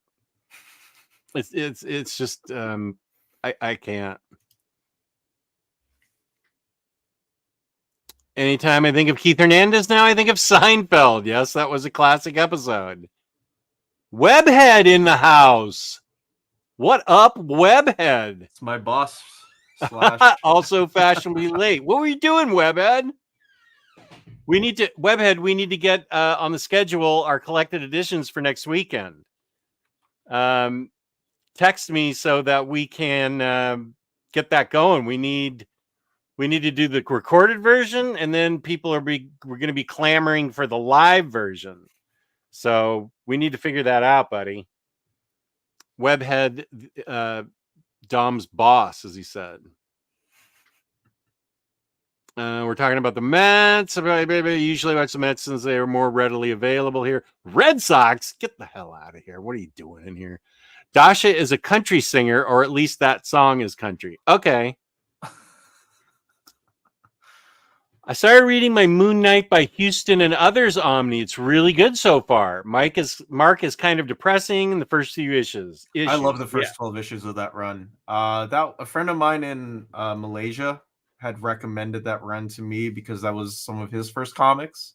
He grew up with the David Finch art and Huston on the title, so he said, "Yeah, pick it up," because I hadn't read much Moon Knight, or if any Moon Knight. I think the one Moon Knight issue I've read before then was an issue of Jason Aaron's Avengers in an arc called The Fist of Khonshu. Oh yeah. Yeah. And I was like, well, I'll read some more Moon Knight. Why not? And I eventually got to the Omni, and I love those first couple of arcs. They hit hard. Like they're very aggressive, but I did love those issues. Now, did you read, after reading Fist of Khonshu, did you start reading Jed MacKay's Moon Knight? I've read some of Jed MacKay's Moon Knight, and I know everything that's come up to this point because we get solicitations too, right, from Marvel. Yeah. So I read them, and I feel like I have to know everything that's going on in books because some people ask me questions about it. Yeah. So I know all the story beats. I haven't caught up completely yet, but I have read some of MacKay's Moon Knight, and I love that. Like, I've loved this stuff that I've read. And I've also read the Lemire Smallwood run. Oh yeah, I love that. I love that run too. Yeah. I just picked up and read MacKay's Moon Knight, and there were references to Fist of Khonshu in there. I'm like, what is Fist of Khonshu? I don't even know what's happening. So I finally got Avengers hardcover 4 where it appears. I'm like, okay, now I guess I can start reading that, and then I'll understand what the heck is happening in Midnight Mission or whatever the first trade was. I was like, how intertwined are all these Marvel books with each other? I can't just read Moon Knight by itself, but also MacKay's Doctor Strange is awesome. I haven't read the one, the current title with Stephen back as the Sorcerer Supreme, but I did read Death of Doctor Strange, and I did read the Adjectiveless Strange book, and I loved what I've read from that. I haven't. I read all of the. I'm 2 trades behind on both Strange and Moon Knight, but I've read everything up to the latest trades. They're on the top of my read pile, next to the rest of Goiter and stuff that Cycle sent me. But yeah, I loved Clea as the Sorceress Supreme, and it was really good. Me too. I actually kind of wish he stayed on longer too. Like I think that's the one thing. It's like, man, this could have been like 1 or 2 more stories with her as a Sorcerer Supreme. A few of us got into a discussion about Taylor Swift during Very Fine Conditions live stream. Flow in the machine for life. Okay, was that today, Kane? Jess, do you know if that Texas Blood ends with the Enfield Gang massacre? I do not. I do not know that. I have bought the trades because Chris Condon is now, as writers have said this before, and then I get nailed. But he said it's not going to be collected into a hardcover. It's just going to be the trades. So I believe him. So I'm buying the trades. And I love the first 3 Texas Blood books, and I can't wait to read Enfield Gang Massacre. I don't know if that ends it. I feel like the series is quite popular because a lot of my viewers, a lot of you guys out there talk about it. So I know that a lot of people are reading it. I would love it for it to continue. It is unusual and interesting, and I really love it. Whoop. Okay. Okay. How do you say this word? Tagalog. That's just the main or one of the dialects from. Okay, slow down. Say it again. Tagalog. Okay, wait, what? Tagalog. Tagalog. There you go. I know Cycle pronounced the Tagalog because that's what I was going to say. It's say it again. Tagalog. Tagalog. Tagalog. Do I pronounce the G at the end? Yeah. Tagalog. There you go. Tagalog. Yeah. No, I would have done the same thing. A lot of people do. I don't blame them. Yeah, see, I told you I would get crap for it. Hey, I love what I love. Book, man. you like the book. Like you I shouldn't have to apologize for that. I just knew I would get it. I have to say that Utopia was peak Emma. Emma had a lot of good moments in that era of X-Men. I need to get to that era. Webhead says, listen, that Bendis run is all right. People poo-poo it a lot, but there have been much worse runs. That run has its ups and downs. He's not wrong. He's not all wrong. Ups for me, man. I like that he's in the chat, though. I'm sticking with it. I don't care. Don't care. Don't care. Don't care. I want to read Brubaker's X-Men just because people say it's bad. There are good moments in that X-Men run. I think a lot of the blunt hate for the run comes from when they moved to, spoilers, San Francisco, which admittedly it's, I mean, if you like hippie X-Men, that's, you know. I think it's Deadly Genesis that is the real sticking point to that. That's also truly horrible. That was when I root beered that book. It was really awful. Back when I was root beering books. That's what I Deadly Genesis, I think. Oh yeah, no, that's also more than fair. And it's also why Brubaker has come out like multiple times saying don't write X-Men. There's a lot of people, Cullen Bunn, Jeff Lemire, they all said, you know, you're in somebody else's sandbox and these are the characters and you have to write them a certain way. And I think it's really tough for successful independent writers to come in and try and write X-Men. It is. Eric, love the imminent art in the Bendis era. Peace and love, man. So good. I enjoyed New X-Men by Grant Morrison more. I did love it too. Loved it. Oh, loved Imminent on Superman's Secret Identity. That's one of my favorite Superman stories too. Oh yeah, it's one of my favorites too. Okay, what's going on here between Arya and Chris? When are you and Chris going to stream for May? And Chris says, quiet you.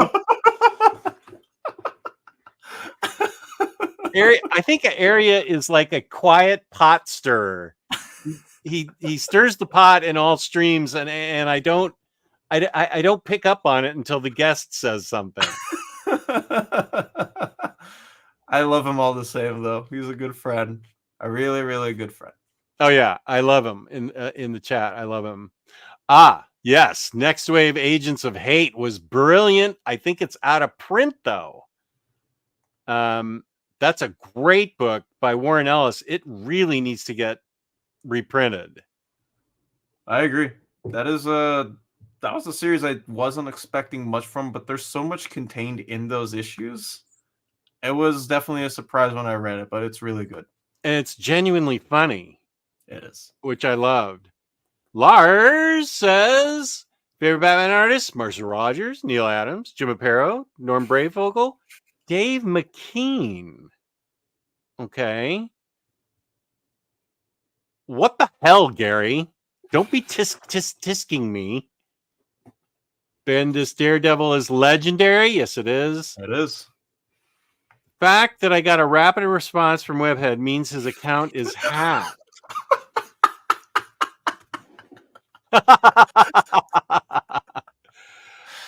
I love Bendis too, Jess. He's had some stinkers, but I still think there's more good than bad. Webhead, we agree. Not every writer's perfect, and not every human is perfect. There's going to be hiccups at points, but sure. Yeah, I mean, love the good more than you love the bad, and I think you'll be all right. No, I don't agree with this. I agree that Superman was not great, but it doesn't cancel out his tremendous, just Ultimate Spider-Man alone. To combat this, Gary, I did love two things from Bendis at DC. I love the first Naomi series. Oh yeah, that's really good. Naomi with Naomi Campbell. I thought, man, this is the Bendis I love. This is the Bendis I know. And I loved Batman Universe because that to me felt like, again, me as a 6-7-year-old watching Batman Brave and the Bold. It felt like one of those episodes. And the kookiness, and you got Vandal Savage thrown in there for Pete's sakes. That was an awesome book. I like those two books at DC that he did. I agree with that. Have you read Pearl? I have read Pearl. I love that book. That's a DC book too. Mm-hmm. I think I love Pearl. Yeah, we usually don't speak about Shadowland. My first Marvel books I read were Miller, Bendis, Brubaker, Daredevil, binged in a row. Well, good for you, Cycle. I didn't think you read anything. Good sling of hits right there. Yeah. Jess, when are you getting the latest Justice League Dark omnibus? I thought it was in here. I got it today. Oh, okay. Lucky. Mine only shipped out today. I ordered it Tuesday noon, and I said rush shipment. If I can keep feeling well, tomorrow I'll do an overview and post it on Monday. And then I'm going to sit down and read the whole thing, and then I'll do a review. I have 4 other videos in mind, but I just haven't had it in me to make videos, and it's been hard. I need to get out more content for my channel besides live streams, and I know that. But I'm in the same, if it helps, I'm in the same spot as you, Jess. I've been obviously college and stuff with comic releases, very fine condition, take up a lot of it, but I haven't done a video in a month, and it feels weird not doing it, especially when you're popping up in live streams and here and there. So I can feel you on that note of, man, I just don't feel motivated-ish enough to do it. Okay, good. Thanks for saying that. That does make me feel better because I have been lacking motivation. I have plenty that I can review and talk about, including all those oversized Black Label books. I already have my wife already did a thumbnail for it because I'm going to review them all. I reread them all. I got the thumbnail. I got everything ready to go. And I'm just like, come on. It's just sitting in front of the phone camera for half an hour. Just get going. And maybe this will be the kick in the pants that I need, knowing that you also felt that way. Yeah, it's like one of those weird things too, because I tried to do YouTube back in like when I was in high school, because a lot of my friends also did like gaming videos and stuff. And people would know me as like, hey, this is the one person at school who makes YouTube content and tries it out. But then I hit like a really big roadblock junior year of high school, just because I had a lot of AP courses and tough classes, and also just no motivation at all to sit down and actually film and edit. And it felt to me like I was cheating myself too much to like make one, so I never did another video on that channel. And I'm still friends with like a lot of the friends that I made in that specific community that I'm in. Like we all do fantasy football together and that stuff. But I just never actually went out and made another video on that channel, and now it's just sitting there. Like some of my friends now, like they got 40,000-50,000 subscribers, and I'm like, wow, I know, that's what I said. I'm over here like I haven't done anything yet. So, but yeah, I get the feeling and notion of I just don't feel like doing it today. Like it happens. Like it's a real thing. okay, I appreciate that. But to add to the Justice League Dark comment though, because I want to talk about that book a bit, if you don't mind. No, wait, let me go get it. For some reason the box isn't down here. Just hold your thought. 1 sec. I will hold my thought. I hope you guys are all doing well.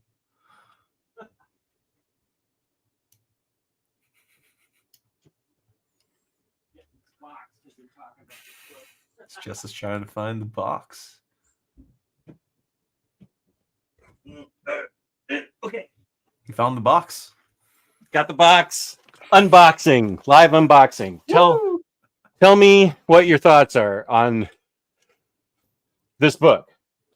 Oh man. So it's funny because I picked up the first 19 issues in singles because they were written by James Tynion, and I had liked his stuff from co-writing with Scott Snyder on a lot of the New 52 era of Batman and Detective Comics. I felt like I was already acquainted, and I knew I'm going to expect some quality from this guy. And I love those 19 issues that he did with Alvaro Martinez Bueno for most of them. And then a new writer got on the book, and I did it. And Ron V got on the book on issue 20. He co-wrote the arc with James Tynion. But me, I never heard of him. So I asked my comic shop, hey, can I stop my pull on JLD? Because I don't know anything about this guy. And I kid you not, I told my like the friends who I know who read comics, I told them that, and they said, Dom, this book is better than when Tynion got on. What are you doing? I got flamed. Yeah, rightly so. And rightfully here it is. Oh man, that looks good. It looks gorgeous. I It can't is wait. thick. It's thick too.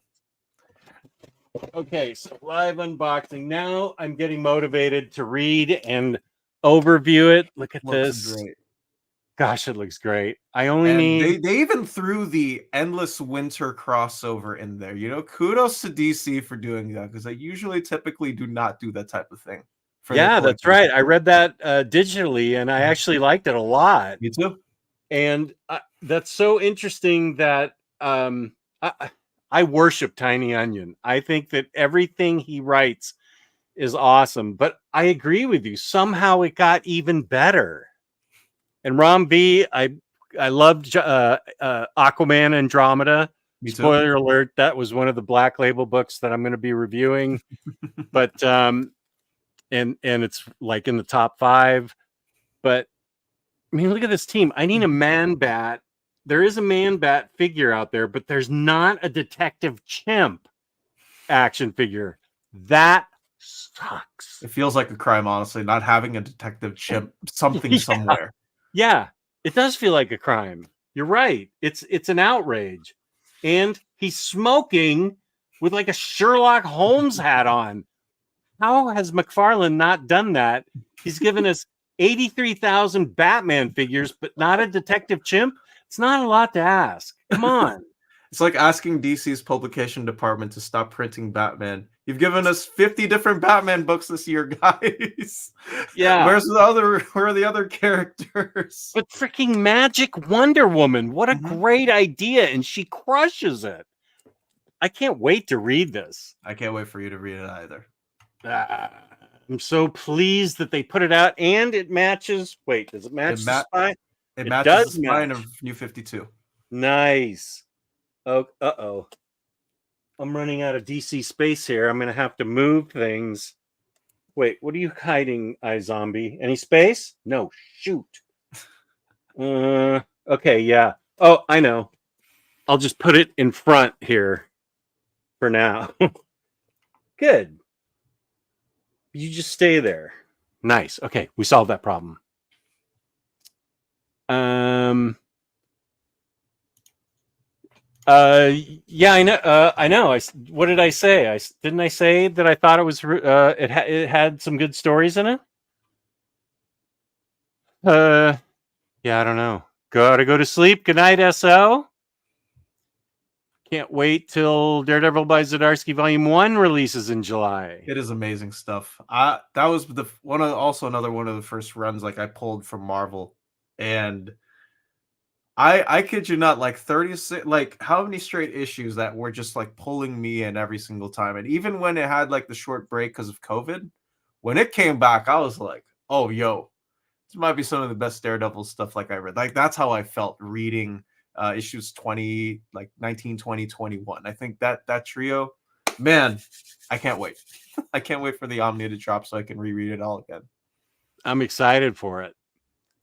Gary, we don't agree on anything. Wow, what's going on here? Terrible Batman run. Zdarsky crushed it on it. I loved it, but I'm also excited for Avengers Twilight. Oh man, another amazing book too. I know I keep saying amazing in this That's stream. okay. No one's counting. If you're out there drinking, take a shot every time Dom says amazing. Avengers Twilight is my Dark Knight Returns. I wasn't there in 1986, but here in 2024 and me experiencing, hold on, I have issue 4 of it. You got fantastic artwork by Daniel Acuna, and come on guys, who says no to this? I won't show any more just to prevent spoilers, but man, I've been loving the miniseries, and I hope they oversize it someday. In like gallery form or something. It hasn't been put out yet, has it? No, the series isn't finished yet. Okay. Yeah, Max has been a big proponent of it. July is going to be a great month for me. Zdarsky Volume 1 and JMS Spider-Man Volume 2 reprint. I've read almost every run in Supergirl except for her 70s Bronze Age run, which includes her 10-issue series and New 52, because I thought the characterization of Supergirl Kara was off. Okay. He knows his Supergirl, that is for sure. Avengers Twilight has been a surprise hit for me. David Acuna's artwork is special. Dom, I added Dragon Hoops to my wish list based on your review and love for the book. It is awesome. It is awesome. I read it and really dug it. Okay, I don't know if I should show this because I have no idea what he's talking about. This is Cycle. Has Dom read The Art of Charlie Chan Hok Chai by Sunny Liu? Masterpiece. I can't say that I have.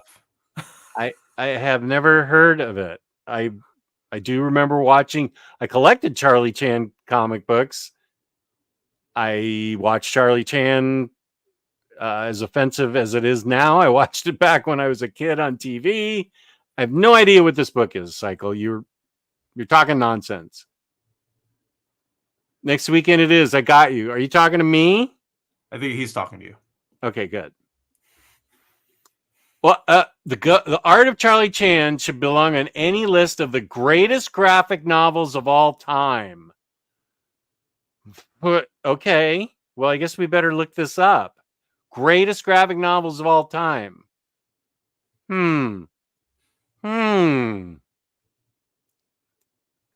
Well, is that the real Dom of X? And Webhead in the chat too. Look at all these handsome people. Love you, Justin.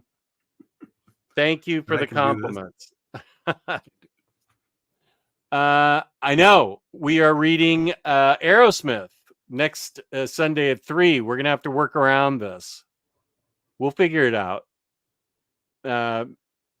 Webhead's usually pretty flexible when it comes to this. We work around his family, and he works around my sleep schedule. The Charlie Chan book. As someone who grew up in Singapore, that comic really resonated. As someone who grew up in Cleveland, I agree. I love the back and forth there. Yeah, they are. I'm just hoping we get an Ellis and Lemire Omni one day. Oh, this is the Moon Knight. I do not like Bendis's run at all, though. Yeah, that's a divisive. Oh, it is a very divisive run. Yeah. Okay. I already got a text from Chris, also known as Webhead. And so I will reply. I'm stealing Dom of X from you. Oh, no. I just put perfect. Good. Ellis Lemire. I'll tell you what. I have a custom Omni that I got. It's Ellis, Wood, and Bunn all in one. And that is a book Marvel should publish. That the Marvel Now Moon Knight stuff. Okay. Yeah. Cool. That was a great little 18-issue run, whatever it was. They built on each other, and I love that run. My favorite reference to McKay's Moon Knight run is an obscure reference to Ditko's Doctor Strange run. The Taylor Swift discussion on VFC's live stream was today. Okay, Justin Dom, how do you feel about the announced new X-Men books and their creative teams? Are you excited for the future? So you've got Gail Simone and David Marquez on Uncanny. You've got Jed McKay and Ryan Stegman on Adjectiveless X-Men. Eva Ewing and Carmen Carnero on Exceptional. Then I think you have Jeffrey Thorne and an acquaintance. I don't know if I want to call him friend, but acquaintance of mine, Marcus Toe, who draws on X-Force. And then what else has been announced? I feel like is Peach Momoko doing a book? She's not. She's just doing Ultimate Universe stuff with Mr. Johnny Hickman. Okay. I feel like there were 5 titles announced. What other one got announced? I'm sure the chat will tell us. Let's see. Way down here. NYX. Oh, yeah. With the Hive Mind, aka Colin Kelly and Jackson Lansing. Oh yeah, I like their writing. I love their American Captain America title. The Sentinel of Liberty. I want to get my titles right, but yeah. Good job on naming all those. I think those are all 5 solid writers. I'm excited for all of them. I will be there because I love the X-Men too much to not be there, I think. It does feel weird that it's going to be something completely different than when I got into the X-Men. Yeah. And I think that's been the thing, honestly, with Marvel. If you have so many different guys like coming in, and especially like Claremont just had like the one super long 16-year run, it's hard to replicate that just because of just sticking to one status quo because of fan needs and wants and our society just wanting stuff microwaved, and once you're done eating whatever the microwave food is, you got to move on to something else. It's going to be a little bit weird knowing that the era I grew up with is going to be different, but yeah. That being said, I think I still love these characters too much to not try them out. I think of the ones I'm most excited about, I'm probably excited about Adjectiveless X-Men the most because of Jed McKay and Ryan Stegman. I like Ryan Stegman a lot on art. But I'll be there. I will 100% be there to experience this, whatever it may entail. Do you think it's fair for me to take credit for Jed McKay's success because I pimped the shit out of Black Cat? Yeah, and made it what it is that was my today. favorite run of his. I feel like it's under talk just because Moon Knight and Doctor Strange have been getting all the love. But I you made want like to talk 3 about videos on it. But you want to talk about like solo books and how to do those espionage type stories. Well, you look for that run. Like that's the definition of it. It was one of my favorite books of all time. I have it facing out on my display on my Kallax, and I love that run. And I made a video on why you should buy the omnibus when it comes out, and that was just with the trade paperbacks and why it was great. I think I did an overview of it, and then I did a review on why you. Did I do 3 or 2? James will be able to tell me. But man, I just publicized the crap out of that, and I said everybody needs to get this book because it's wonderful. Everything in it is brilliant, and so yeah, I'm taking the. I made Jed McKay what he is today. Yes, of course. Enfield Massacre is a loose prequel to that Texas Blood. That's good to know. Oh, Bunk. Well, the 2 handsomest dudes on comics YouTube when I'm not on. Together on the same show. Nice. Bunk, we need to add a couple books to our crime corner. That the Enfield Gang Massacre. And I think you and I are reading the new Gun Honey book, right? Because we needed to get this crime corner off the ground and running. And I take the blame for it because this week I just could not do it. But I'm ready to go. I'm feeling better. We need to take advantage of this and get a crime corner going. We can actually just do it on the 2 books we've already read as long as we get this off the ground and moving forward. So I know I've been saying it for a while, Bunk. I apologize, but I'm ready to go. Lars says there's a 4-issue miniseries by Doug Mensch and Tommy Lee Edwards that is almost as bad as the Magneto miniseries by Peter Milligan and Kelly Jones, both from the mid-90s. Okay. That Texas Blood is a banger. I'd be surprised if there wasn't more after Enfield. Good. I think I read the first issue. Okay, you're not get hip, man. Get hip. That Texas Blood crushes. Come on, man. Get with the program. I'm hoping Condon and Phillips continue with the main series, though. Yes. And yes, that I knew that's how you pronounced it. Just going to be tasked to pronounce Spanish, and now, oh yeah, wait. That okay? What? How is it again? Tagalog. Oh my gosh! If somebody starts giving me the Philippine language, I don't know what I'm going to do. Tagalog. Look at you, Mr. Multilingual. That's amazing. I try.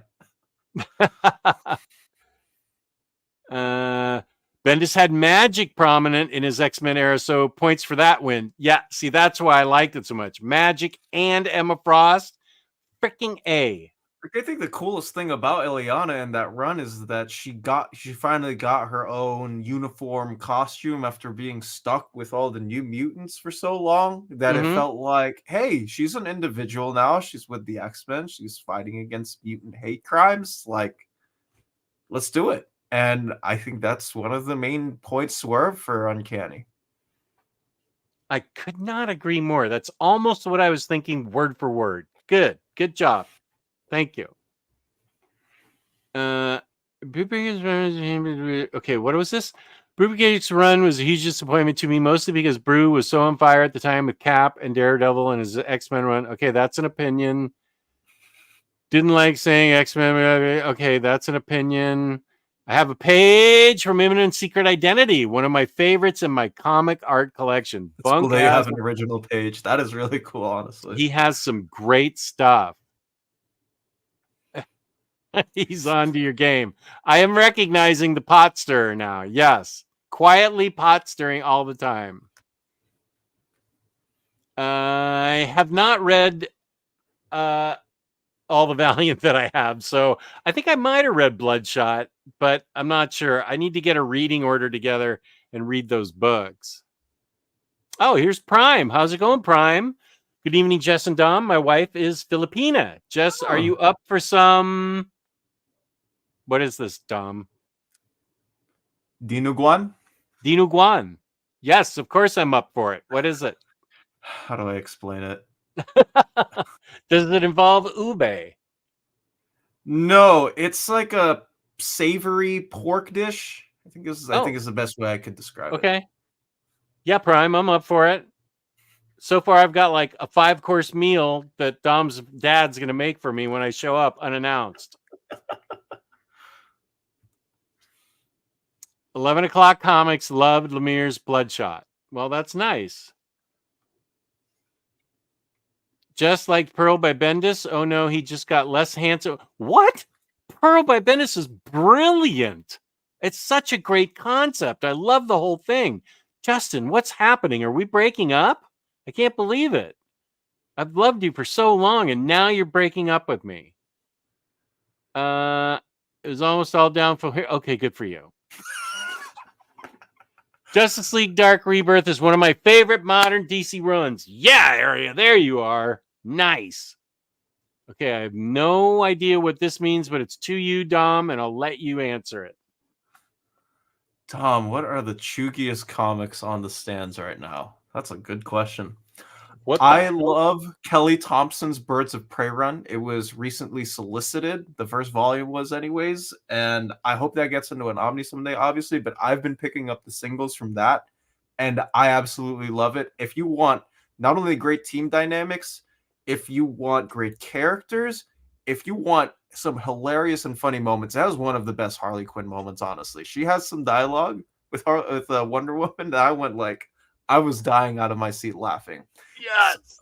Also by Kelly Thompson and with art by Leonardo Romero. You gotta whenever that trade drops, if you're a trade waiter, you gotta pick it up. I think it's probably my favorite book on the stands right now. It's very chuggy.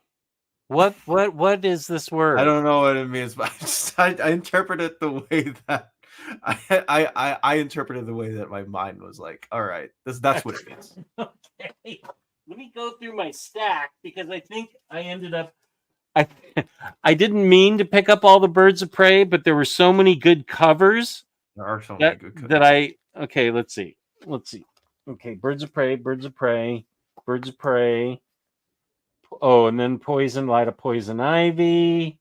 Okay, so I know I got the first Birds of Prey with Big Barda on it. Then I also got Birds of Prey number 1 because I like these tattoo covers. Birds of Prey number 7. Whoop. And Birds of Prey issue 4. So I actually don't have them all. I have other Birds of Prey in a short box. And I don't know. Is this a Birds of Prey member? This woman in the black? Yeah, Zealot is a member of the first the first arc of Birds of Prey. Okay. Directly from the Wildcats. Oh, okay. The rest of these are Harley Quinn, I think. She-Hulk. Adam Hughes covers. Power Girl covers. Oh, Poison Ivy covers kill. There's magic. And here is the aforementioned Batman Dark Age by my close personal friend. What's his name? Mike Allred. Yeah, that guy.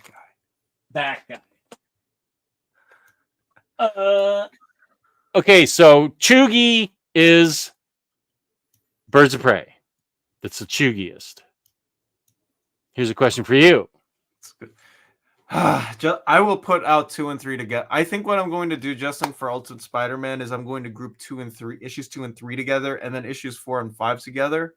Because issues 4 and 5 aren't drawn by Marco Cacchetto. Guest artist takes over for those issues, David Messina. But I promise, when I get my hands on the free time, because I feel like I don't have free time anymore, I will put out a video of those.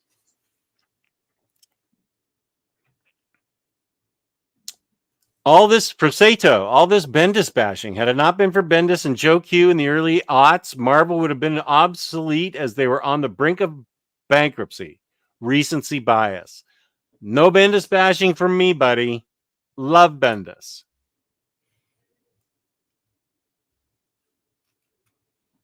There's only Bendis bashing because it's better than Sato bashing. So now we've got a back and forth between Bunk and the Chugi Sato 76. I have no idea what I just said. I used to do live streams playing through old video games for a community channel. Then someone there complained I wasn't playing new games. And I thought, why bother? No one was watching anyway.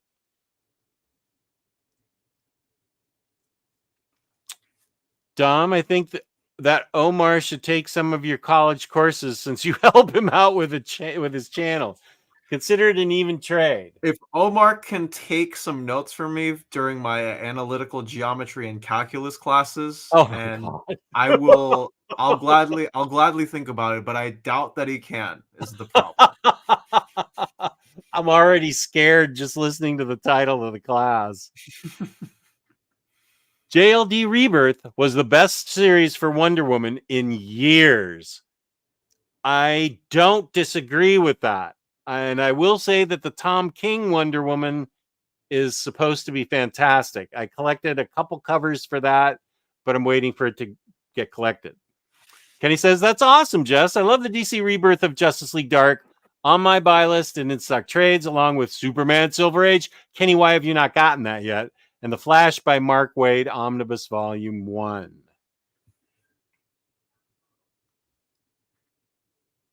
Well, Eagle Moss is in Britain. That doesn't help me. And it's also 1/8 scale or something. It doesn't scale with my 1/12 figures.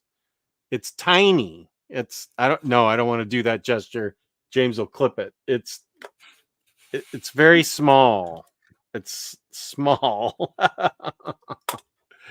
Yeah, I need a 1/6 figure. I said 1/12, but I meant 1/6. I hate that Swamp Thing and Man Thing literally look the same. Like sometimes they are indistinguishable from each other. Well, I'm sorry, Chris. There's no Sato bashing on here. Bunk is just making that up. Be careful when moving to DC. Okay, you know way too much about me, James. What DVDs are hiding behind them? Which of these two runs on Supergirl is the worst early 70s bronze? Oh, is the worst. Early 70s Bronze Age miniseries or New 52 Supergirl? I did not dig early 70s Bronze Age myself. New 52 Supergirl eventually gave us Red Lantern, Kara, which was amazing. Red Lanterns needs to be released in an omnibus. I have it in omnibus. I had it, all my trades turned into an omnibus. That was one of the best titles in New 52. Why they gave us Red Hood and the Outlaws and Terminator as the first New 52 Omnis is baffling because those series were awful. Red Lanterns deserves an Omni. And Kara's awesome. Marvel better drop a Treasury edition of Avengers Twilight. Is the art that good? The art is that good. Wow. I'm only highlighting this because I know Bunk put effort into it.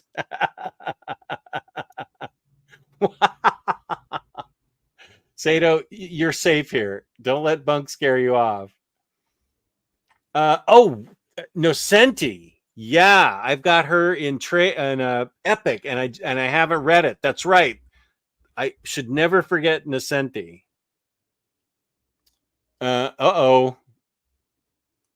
Dom brought up Dragon Hoops and not Lunar Year. Wait, Lunar New Year Love Story, another one of my faves. But the reason why I highlighted Dragon Hoops again, Justin, you know this. I love basketball. I'm a basketball guy, and it just resonated with me the most. And he's a minority. I can't even say it. Lunar New Year Love Story. You got to pick that up too, Jeff. That's another amazing graphic novel by Gene. Okay, I don't have it, and I'm ashamed. Lunar Year. God, I have a tough time. Why am I having trouble saying that? Lunar New Year love story. I'm not even writing it down right. Year love story. Well, I loved everything he's written, so I'm on board for it. Rick Ray says Nocenti over Brubaker and Zdarsky for me. Big Nocenti. I praise. Yeah. I think Webhead is talking to me next weekend. We are getting Manny Petties while talking Bendis. You guys do you.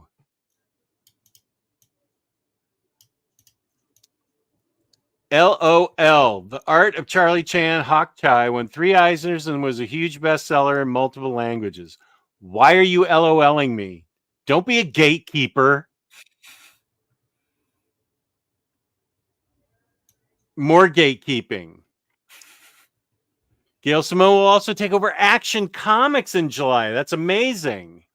She's writing 3 issues. And Eddie Barrows, who was one of the main artists for Detective Comics with Tynan, is going to draw those 3 issues. Wasn't there a Jean Grey book? He's right. He's right. Phoenix was one of the books that got announced. Stephanie Phillips, and I love her. I love Grimm. That's another book I've been picking up in singles. But I really drive with her writing a lot. I loved her Harley Quinn run too. That's a brilliant Harley Quinn run. I love that run. I'm waiting for Grimm. I know that's getting a deluxe or something. It's getting a deluxe in late May. I won. Yes! I didn't pick up the trades. Yep. Okay, Arya's calming down now. I don't know what that one's about. James Abel for president. Jess, I would love an X-Men episode of Jeopardy. The contestants would be Dom, Peter M, and Omar. Oh, and would I be You'd be the host? Dude, that actually sounds like a fun thing. That sounds fun. That does sound fun. I wonder how I could do it. Jess, who do you think would win? I don't know. An X-Men episode of Jeopardy. I wonder if... See, because I need a board that looked like the Jeopardy board. I wonder if instead I could do trivia. Or... That really is a good idea. That would be a lot of fun. And you guys would have to have buzzers, like clickers, to click in and be... But how would I figure out who was the first clicker? We may have to do this at a con. At a near mint condition panel where I set up a Jeopardy board. I could do trivia and have some kind of graphics for it. Maybe I could have an intern of somebody's build a Jeopardy board for me graphically. Good. This is good, Lionheart. This is a good... I don't know that I can do Jeopardy, but I would love those 3 guys playing a game regarding X-Men. That'd be tough. That's tough competition there. Thank you. This is when I was... That was the trades one I did when I knew it was coming out. And Omnidog Black Hat Omnibus Overview. Okay, I did too. Let me know when you want to do some crimes on them. There is your heavy. Bunk, text me this coming week if you think you can do it after work. Let's try and work it out so that text me what your schedule is like after work, and we'll see if we can do it.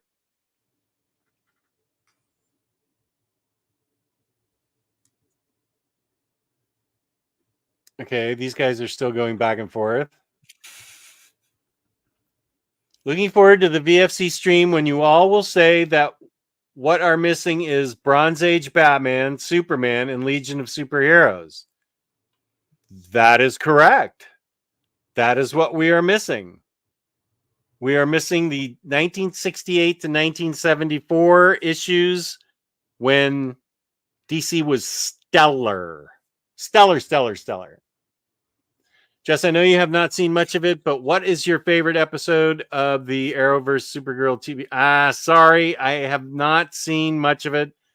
I would like to catch up on all that, especially when there is a crisis event that involves like Batwoman and the Legends of Tomorrow. There's like a 5-part series that's about a crisis event, and I had it taped on my DVR back in the old house, but DirecTV took it when we moved. So I would like to see a lot of the Arrowverse. I still haven't. Food won't get cooked evenly if the pot is not stirred. I'm on to you now, buddy. Okay, these are his shows that Crisis on Earth X. That's probably what I need to see. Razor, good to see you. Jess and Dom is the team up we all need. Haven't been able to catch much live stream shows lately due to a work schedule change. What's more important, my live streams or your work? Come on, Razor.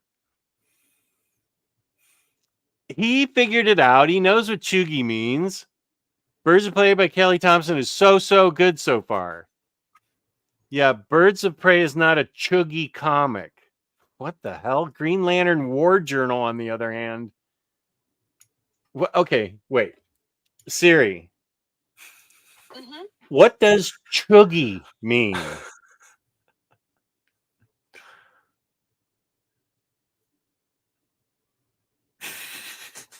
What the hell?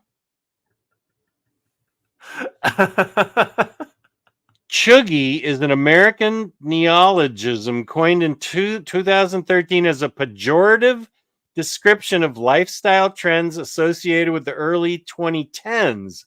The aesthetic has been described as the opposite of trendy or trying too hard. What? People who are chuggy are referred to as chugs. Things described as chuggy include mom jeans, live, laugh, love signs, minion memes, and anything that says girl boss on it. Bunk, why did you do this to the chat? Why did you what? As someone who grew up or someone who was born past 2000, I don't know. It's not my type of humor. Yeah, I don't even know what's happening. Right, that's the spelling that came up when I found it. Does he I don't know. Gen Z? I do, no cap. I don't even know if Jess understands that reference. I don't. What? What did you just say? No cap, man. No cap? No cap. Okay. Yes, I know that she left after 6 issues. I think during issue 7. Okay. Yes, we love Kelly Thompson. We do.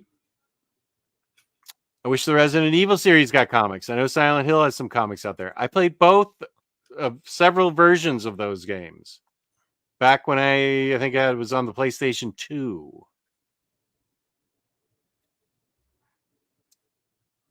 Wow, this chuggy thing has legs.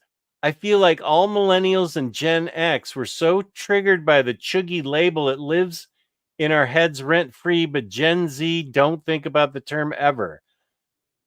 Are you Gen Z, Dom? Is that I am.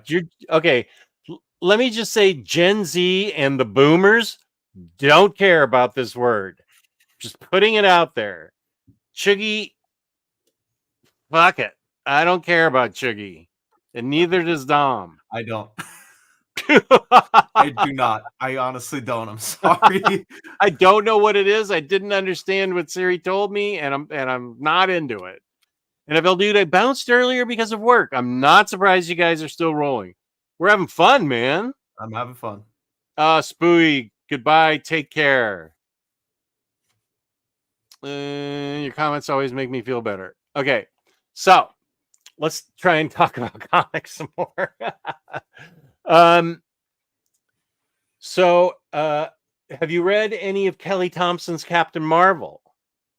I read the first couple of trades, and then when the X-Men and stuff appeared, I've read some of those issues too. I haven't read the full run, like partly because of shelf space, partly because of time. But the bits that I have read, I really enjoyed. Okay. How about her Black Widow? That was fun. It was some good old Natasha fun. That's the run you're in there for. And you got the art top by Elena Casagrande with Jordi Belair on colors. Like, it is dope. I love how you know the artists and the colorists. This you are not to be trifled with. This is a man not to mess with. He knows his stuff. How about, did you read Invisible Woman's solo series by Mark Waid? Yeah, Mattia de Ayulis, I believe, drew that book too. Right? He drew and colored it. Oh, that was a great series. I really enjoyed that. Okay. Okay, man. I'm looking at my books now. I haven't read any. Have you do you like not Kelly Thompson, but Rainbow Rowell? Have you read her She-Hulk? I've read her She-Hulk, I've read her Runaways, and they're both stellar books. Like, I picked up She-Hulk in singles because I hadn't like collected a Shulky run like in singles ever. And I was amazed by, man, this is like slice of life stuff that you typically don't get in your big two comics, but the way that she presented it was wholesome. It was well coordinated. The drama was great. And for me, it was like, man, I'm sitting here enjoying myself. I dug it too. I dug it a lot. I still have to read Runaways. Peter M told me a year ago to read it. I really need to read that, Runaways. Let's see. Have you read...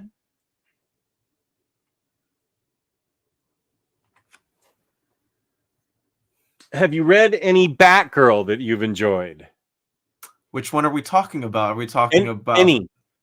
Stephanie Brown, Cassandra Cain. My favorite stuff is the Brian Q. Miller, Lee Garbett, Stephanie Brown series from 2009 to 2011. I was fortunate enough to have gotten the trades right before the pandemic hit. Yeah. And because a friend of mine had recommended me the series a couple of years ago, I was like, man, I got to pick this up. And it's delightful just because you get to see Stephanie, who's clearly like, she's thrown into this, right? Because Cassandra Cain was Batgirl for a good 9 years of DC publication. But you're getting a whole, like, Dick Grayson is Batman now, so we got to have a shakeup in the Bat family. And just seeing her in a different setting and getting to coordinate herself as one of the different protectors of Gotham.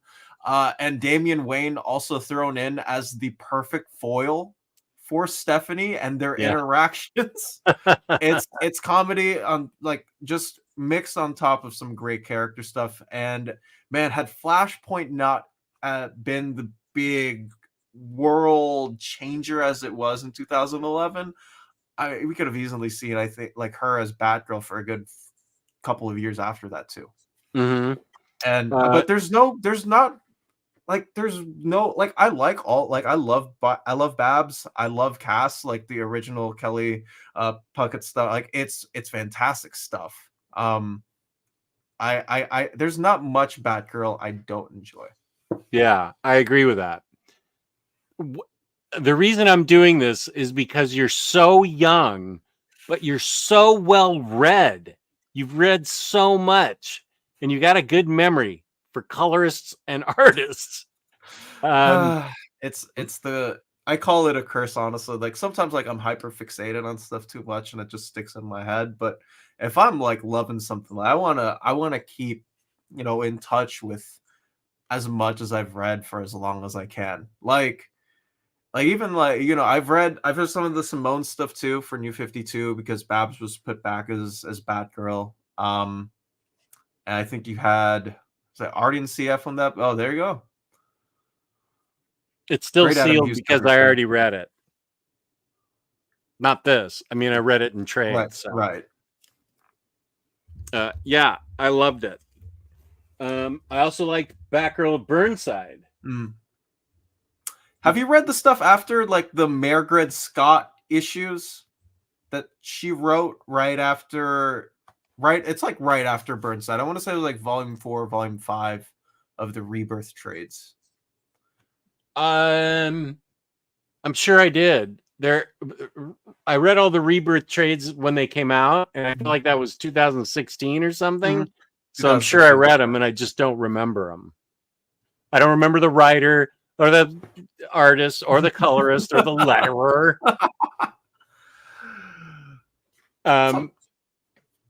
It feels weird that we Okay. don't have a solo Batgirl book right now. I know we have Birds of Prey, but it just feels weird not to have one of them running around in Gotham right now as the sole Batgirl or whatever you want to call it. Boy, that's a good point.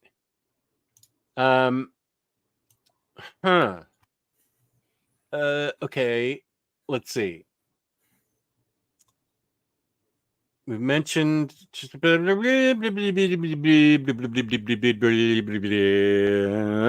you a fan of The Flash at all?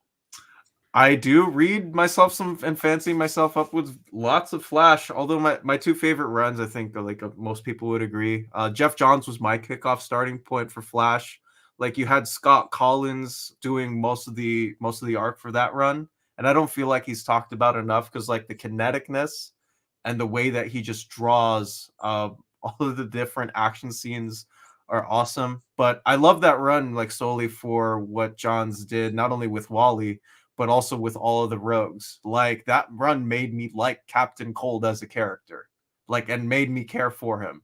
And I don't know if I would have said that like coming in, but like it's weird, but I think that's like one of the greatest legacies of that run. And I love Wade's too. Like Born to Run is one of my favorite, if not my favorite origin story of all time. And I feel like it's a crime not to put Wade on that list because I mean, he revolutionized Wally as a character. Lots of Flash stuff I love. Did you ever watch the Flash TV show?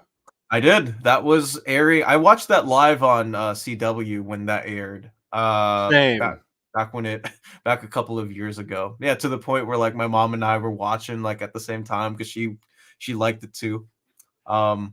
So you know, I think I watched the first 5 seasons, and my favorite character was Captain Cold. Just the way, I forget what that actor's name is that played Captain Cold. And it feels like they're just taking Jeff Johns' Captain Cold, putting it in that character, and that's why I feel like, man, I love this rendition. Yeah, I don't know what the actor's name is though. It's I remember him in Prison Break or whatever it was, that there were 2 brothers and one had a tattoo on his back of how to break out of the prison. I watched him in that. I'm sure the chat will tell us who it was, but the way he delivered his Wentworth lines. Miller. What was it? Wentworth Miller. Ah, right. Wentworth Miller. What a name. The way he delivered his lines as Captain Cold was so unusual and so cool. I just really dug him. The kicker would be that all the trivia questions are solely about Chuck Austin's X-Men run. I would not be able to come up with any of those. I've never read it. Bunk is an agent. I will say though, for Chuck Austin Uncanny, there are so many things I know about that run and having never read it, for the reason of how many people have told me not only what happens in the book, but how astonishingly, no pun intended, not great some of those retcons in that series was. And yet, if it's an Omni, Omar will totally buy it, love it. I know he would. He would. He totally would. Yeah. I'm the same way with Harley. Anything Harley, I will buy. I don't care how crappy it is or anything. Bunk is an agent of chaos? Yes.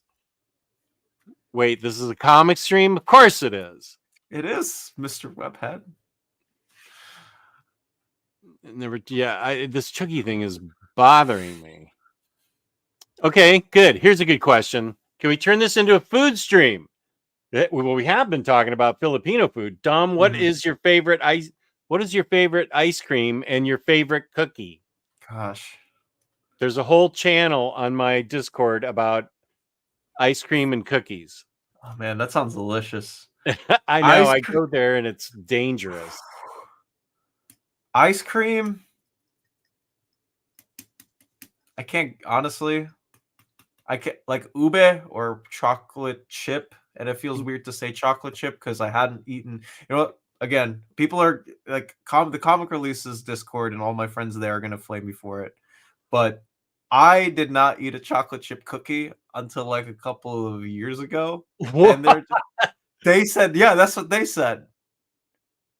My wife's chocolate chip cookies are my favorite cookies in I the gotta have them world. sometime. I love chocolate chip now. But yeah, ube ice cream. I can't go wrong with snickerdoodle. I love snickerdoodle cookies. Mm-hmm. Okay, when I come for dinner, I will bring my wife's chocolate chip cookies as part of our dessert. Okay, that works for me. I That have to works for bring me. something. That works for me. I will tell you that vanilla caramel fudge from Ben and Jerry's is my favorite ice cream. And it's so good, it's never in stock at Safeway. Whenever it's in Good. stock, if I'm on a diet, if I'm not on a diet, I get all of them to make sure nobody else gets them because they're always out of it. I will also say for if you're gonna try to find the purple yam or the ube ice cream that we've all been talking about for like the last 2 hours, find Magnolia. Make sure the brand is Magnolia. Like they make really, really good dessert items. Magnolia, they're the ones that started the cupcake craze, right? I believe so. Magnolia ube ice cream. Okay. I bet I can find it in this area. There's tons of ice cream in this area. This is for you. I'm sure this is another bait question. No, that's actually not a big question. Oh. Because a friend of mine at Comic Releases was kind enough to actually send me his old copies of Fear Agent, and I'm planning to do a review of Fear Agent in a month or so on my YouTube channel. Nice. So great book. Love that book. Rainbow Rowell is doing the backups in the Simone Action comics run. Okay. she is. She's doing Lois Lane backups for the Gail Ooh, Simone issue. That's great. I loved Barbara Gordon's involvement in the Stephanie Brown Batgirl run. Me too. There's one issue where it's drawn by Dustin Nguyen, where it's a recap issue of Batman's life and Stephanie Brown recounting Batman's life. It's so cheesy, but I love it so much. I love it so much. It's like, hey, like this is what happened with me, and this is how Batman came to be, and here's Nightwing, and here's Robin, he became Nightwing, and then Bruce was here, and then he died because Darkseid killed him, and now I'm Batgirl, and Tim Drake's Red Robin. Now it's awesome. I love that run. I really do. From the bottom of my heart, I love that Batgirl run. That's awesome. Do either of you like Brubaker's Secret Avengers? I have Brubaker's and Rick Remender's as custom Omnis that I bought, and I haven't read them yet. So I don't have an answer to this. I own it, but I haven't read it. I've read Rick Remender's on or Secret Avengers because that was one where I hunted the standard hardcovers for it, or the premiere hardcovers, or whatever you want to call them. Yeah. I haven't gotten to Brubaker's yet, even though my friend tells me it swears by, like, oh, it's good, you'll enjoy it. I have yet to read Brubaker Secret Avengers. It's on my list. Same. I've been wanting to pick up the Rainbow Rowell She-Hulk, but I get the feeling the complete trade paperback will be announced soonish. I rather have the thick trades than 3 thin ones. I'm vain, I know. No, I get it. I just want to read it as soon as it comes out. I think Marvel could do a group Omni and put Charles Soule and Mariko Tamaki's She-Hulk and place them all, however long that'll be. Maybe Rowell's run. I think we're up to 22 solicited issues now, or issues that have been published. There's a good chance that the run ends up being like 30 to 35 issues, which is just about as long as her Runaways run. So yeah, maybe at some point we'll get an Omni of it all together. Now that they're not doing oversized hardcovers anymore, I'm just trade paper. I'm just buying the trades. I, I, and then if Omnis get announced, then I'll deal with it then.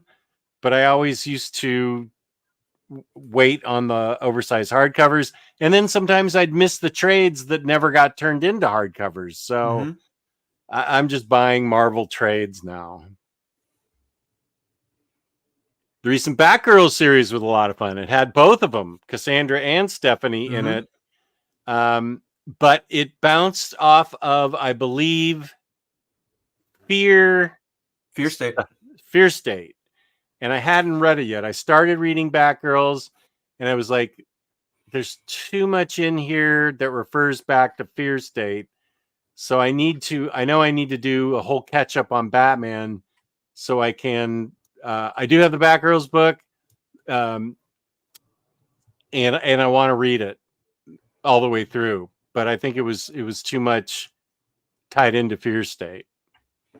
Great use of green screen for live. We were just talking about this before the stream, and now I should tell the story. The reason to why I have the green screen, well, not only just because of like if I have a production going, like if I have a live stream or something like that, it's usually lit up with a comic book background or something.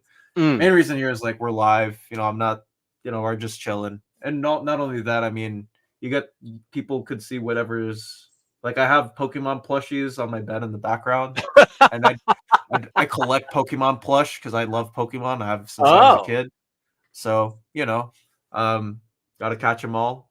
But yeah, I didn't feel like that was appropriate for a comic book centric stream, so here we are. Fair enough. Jeremy Adams' Flash Runner was really good.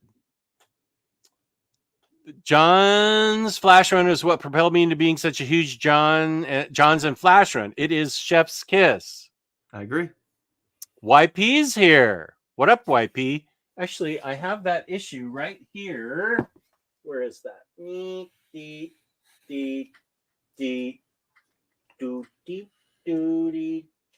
the hell? Oh, here's another Birds of Prey. What number's this? Finding all the team members one by one. Number 5. Wait, what the heck? Where is? I have that. It must be in the box. I have his profile pic Magic X-Men. Oh yeah, no, I do too. I collect Artgerm covers because, of course, I do. Yeah, there's a new Artgerm cover that I saw in my Discord that's coming out, but I can't remember who it was. Was it Laura? Was it X23? I don't think it was Laura. I feel like it. James? Who was it that was? Who was it that was just shown in the Discord that is an upcoming Artgerm one? It's more than a comic stream. Honestly, I learn something new every time I watch an Omnidog stream. Kane, you are the viewer of the night. Thank you.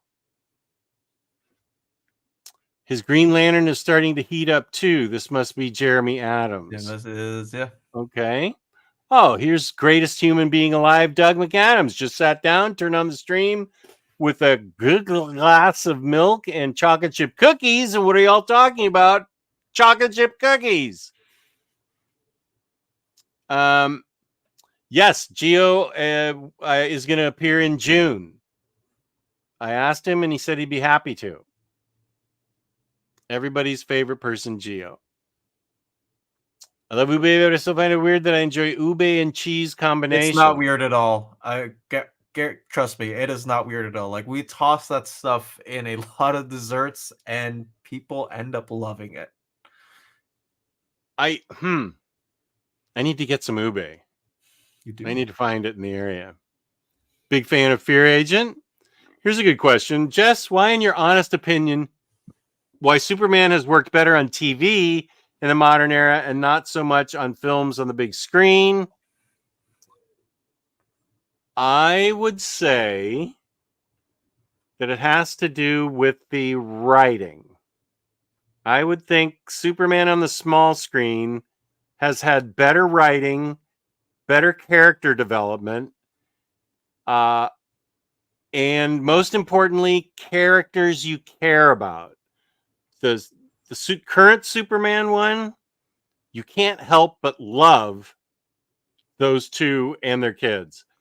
He's written so well and acts so well that you can't help but love him as Superman. And as much as I loved Man of Steel and Henry Cavill, I didn't love him. I didn't get attached to him. I couldn't well, it's hard to relate to somebody with superpowers, but I felt like I could relate to. They made Superman, I think, more human too on the TV shows. That's what I keep hearing from the. Actually, you know what? That's like the animated show on Adult Swim, My Adventures with Superman. I need to watch that because apparently it has some of those elements that you talked about, where it emphasizes that, like, hey, this guy's a deadbeat reporter, who has to like file in deadlines. That's so that's someone that we can relate to, right? Like we might not be able to relate to someone who has heat vision and freeze breath and can fly, but I can relate to someone who grew up in a rural part of the country and moved here, right? And all of that stuff. And it would be nice if hopefully James Gunn's Superman has some elements of that. And it sounds like from what he said in press conferences and on Twitter and other places like that, it seems like he has a big heart for the character. So hopefully he'll give Superman a big heart too. I agree with that. He's a Superman fan. He's a DC Comics fan, and I think maybe he understands the characters. So I think maybe that's what we've got going for us here. What else was I going to say? I also that depiction in some of the comics that I read by Busiek recently when I did the Superman show with Jessica, where it was just Clark Kent. He had been depowered, but that was interesting. He had an interesting relationship with Lois as a depowered Superman. Supergirl was still there, and Hawkgirl he could call on at any time.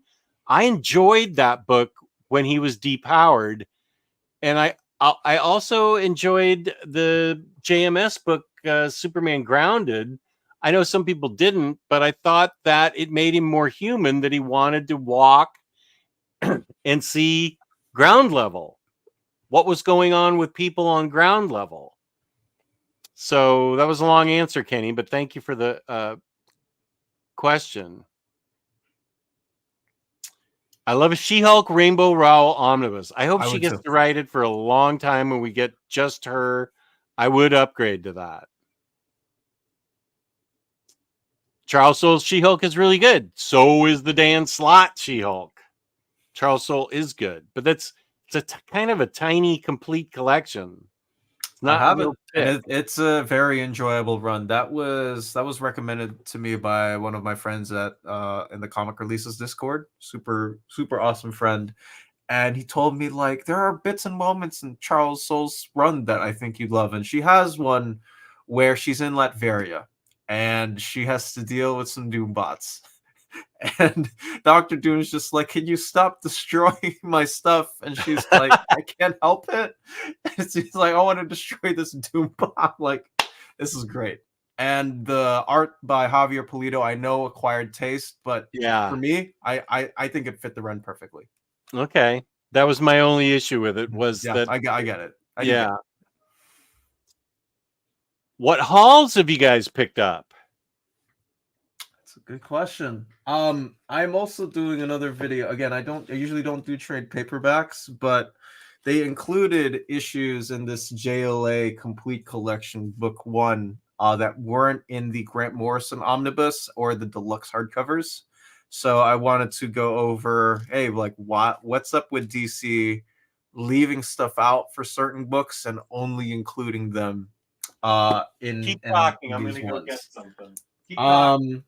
Other books that I picked up, man, that's a good question. I don't have it on me, but I've right behind my green screen. My friend sent me a copy of what was it? Another friend from Comic Releases sent me Daredevil by Mark Waid Volume 1 because I gave my OHCs away to a friend who went off to college. I haven't gotten them back, but he from the last time that we talked with each other, he enjoyed Daredevil. So I'm happy to hear that he did.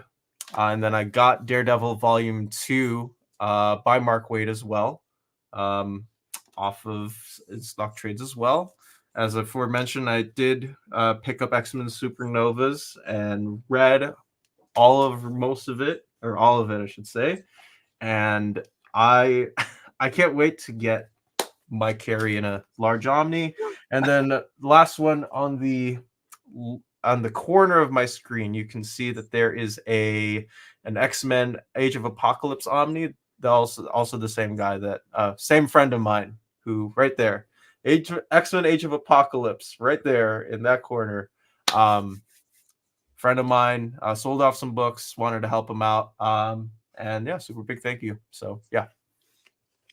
I gotta haul in while upper management was out of town, so I'm keeping it on the down low. I got. See, I don't have any place to put it. Just a sec. I got the most recent ones that I don't have of Doctor Strange. This is the Warhound of the Vishanti. This is a pretty thick book, The Last Days of Moon Knight. It's got two oversized issues in there, I believe. So that's why it's probably thicker than the rest. Okay. Yeah, it is much thicker than a standard trade. Because issue 25 was 92 pages. Oh my gosh. Which issue? 25. Oh, the first one in this. Holy, 92 pages. They could have sold that as an Omni for $75. They already did with Planet of the Apes, so don't give them ideas. Hellboy book, Panya, The Mummy's Curse. I am continuing. I haven't read it yet, but Ewing's Venom. There you go. I haven't read it yet, but I am collecting it.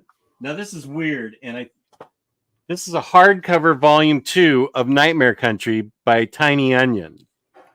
The first volume was trade paperback. Then the second volume's standard hardcover. DC, what are you doing to me? Or maybe, perhaps there was an option that I wasn't aware of for a hardcover of volume 1, but I would have bought that. I believe it did come.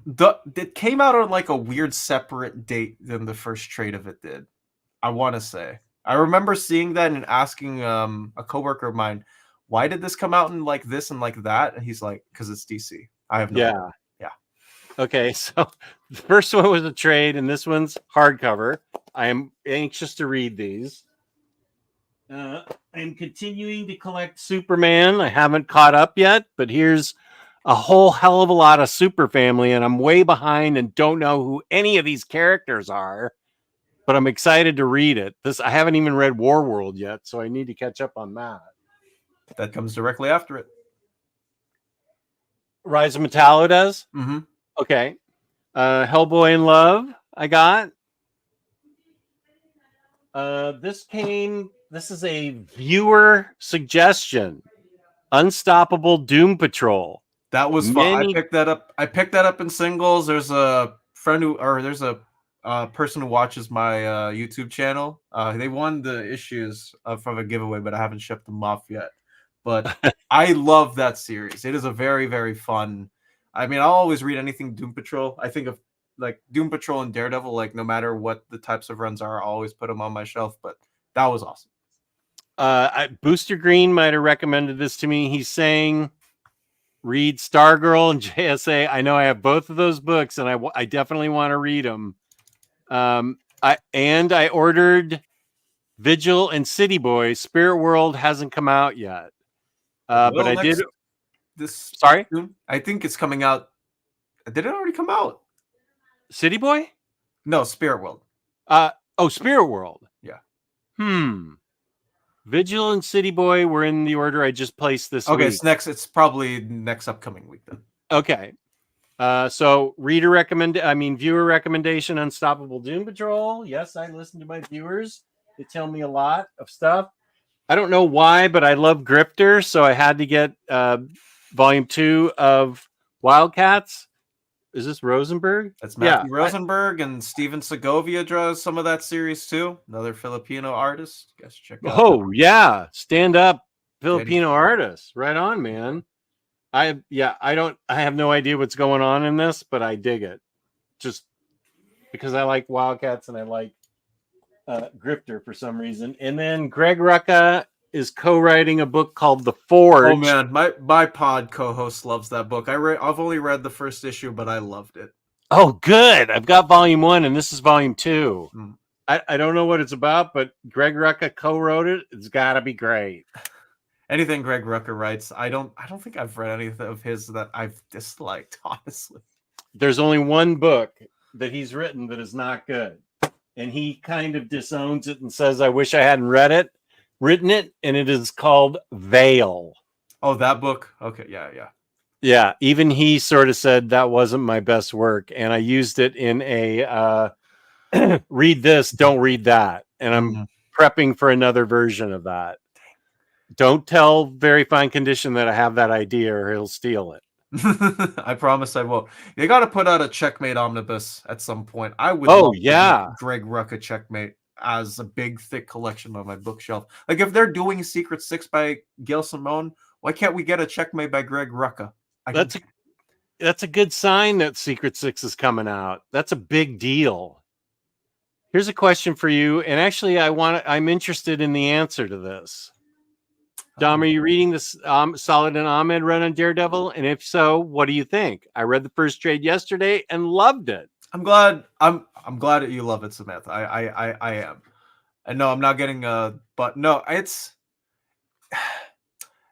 hard to chip, honestly, like for me, because like what he was doing on the title for that long was just not only so groundbreaking, but it just kept me pumped in every single issue, just making me want to see like what's going to happen next to Matt. What philosophical argument are they going to have next?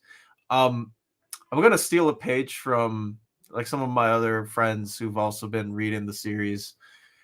I like it when and I feel like not a lot, some writers like pass the ball up on this and don't do it as much, but I like some people forget Matt's a Catholic. Granted, not the greatest at doing it. But I do like it when they do delve into like the religious aspect of, hey, like Matt's a sinner and this is why he's like, it's a Catholic dressed up as a devil. And Ahmed going into the minutia and the craft of some of the Bible verses that he's explaining in the title. There's some of that stuff I do like in there, and like the concepts of it, I am intrigued by. I haven't been blown away by it, but I do like the series. That was to the point where I'm still like, I'll be hooked on it and read it. It's the same opinion I have on Soul Daredevil. Like it doesn't blow me away, but it is good.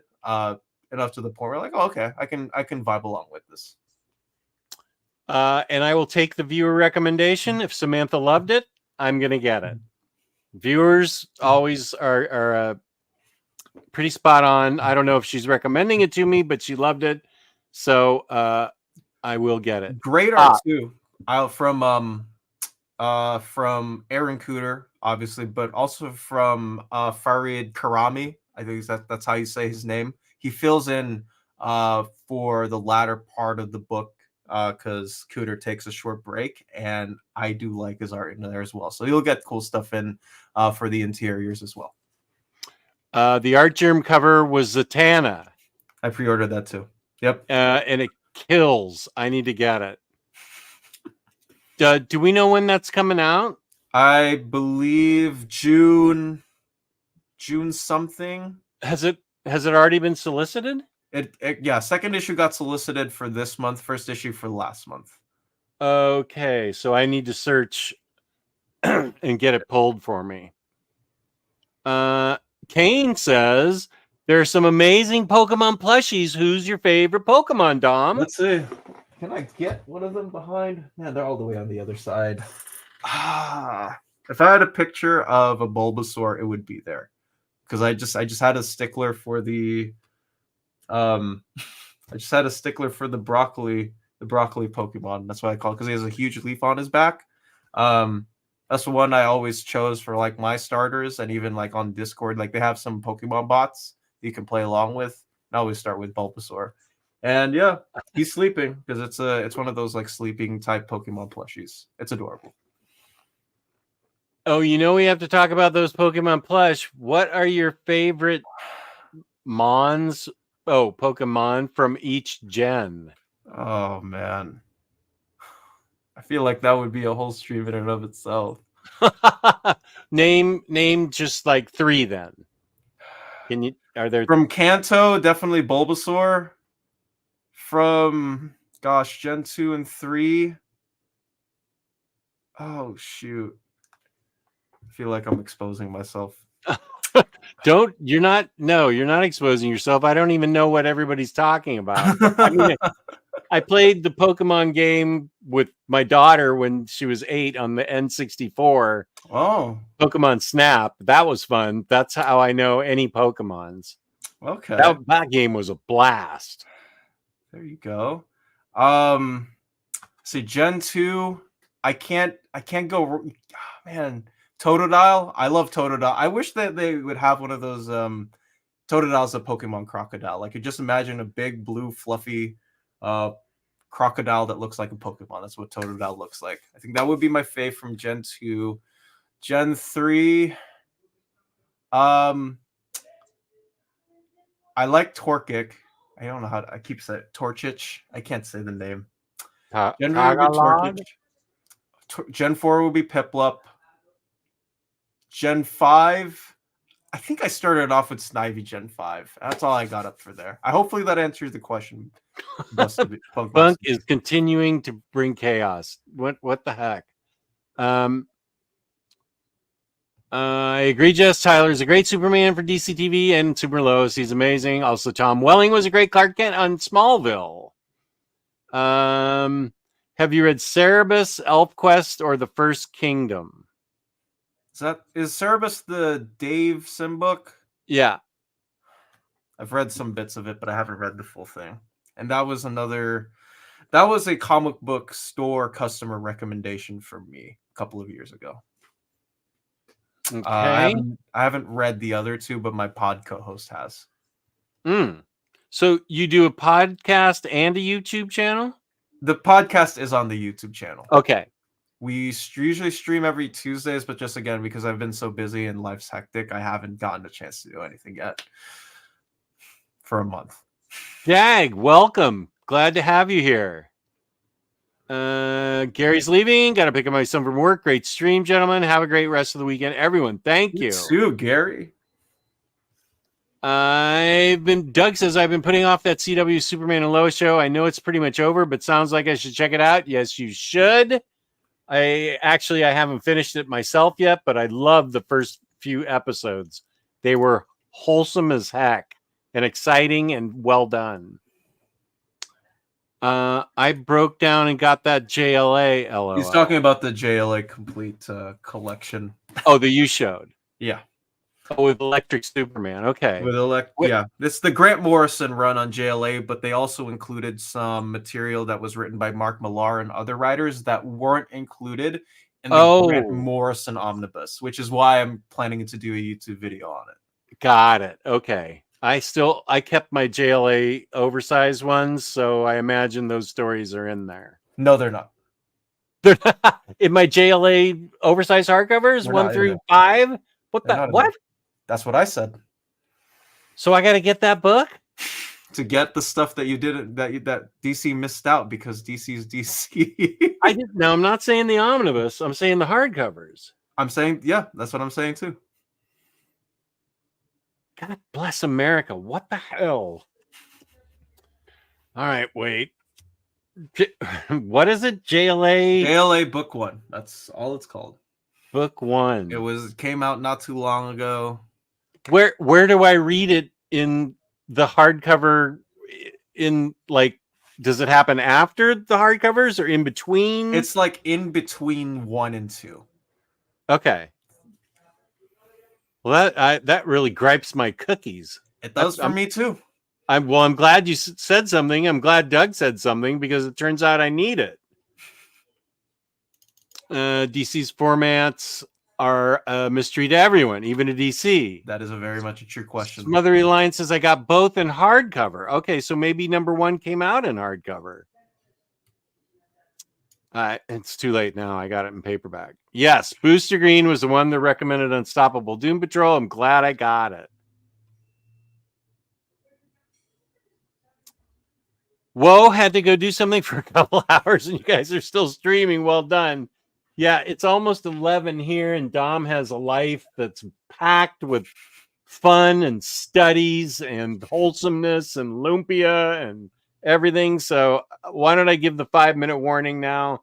Actually, 6-minute warning that I'm giving the 6-minute warning.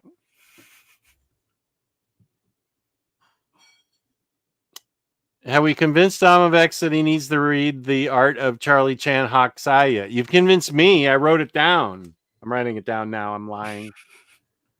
I haven't even heard of this. Art of Charlie Chan. Is this like some $200 large size book that I get from some obscure publisher and I'm going to go in debt for?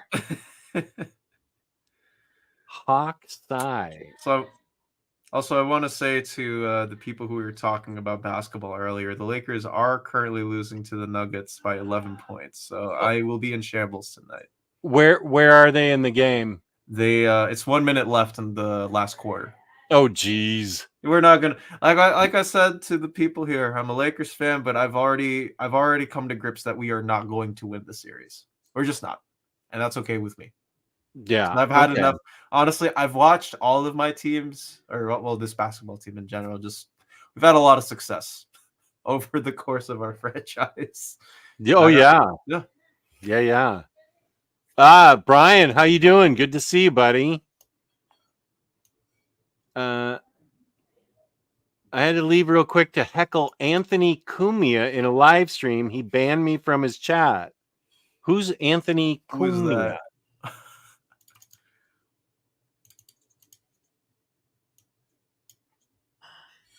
Do we know who he is? I don't know who that is. We don't know who that is, Cycle.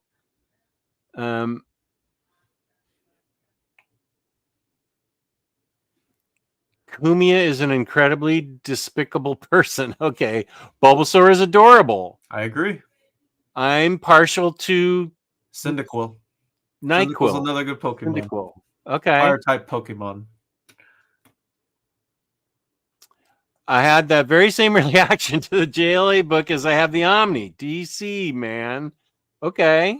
Well, I'll look and get with it. Oh, here's something for you. He's saying something. I am Filipino. It just means, oh, you're Filipino too. That's cool. So. Oh, so yeah, Jag's also Filipino? I'm assuming so. That's pretty cool. Kamusta, right man? on, Jag. Good to see you.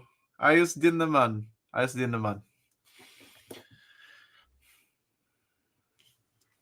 No, Art of Charlie Chan is on Amazon. It was very popular and showered with awards. Yes. But what is the price? Not trying to kill Jess's wallet, guys. Yeah, let me see on Amazon how much it is. The Art of Charlie Chan Hokusai. Okay. Oh, $23. That's not too bad. It's available in it's in Portuguese. Chinese. Is it in Filipino? Wow, Italian, French. The Art of Harley. Okay, this is what the cover looks like.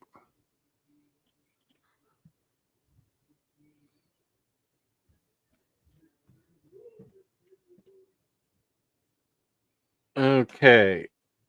The paperback's more expensive than the hardcover.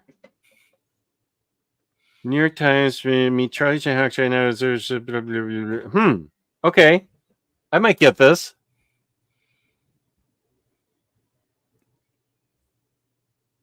Oh, that person, he was part of Opie and Anthony, the less popular radio show during Stern era. I never listened to it. You just like to cause trouble then. Okay. This is also for you. Mabuti din naman para. Glad you're doing okay.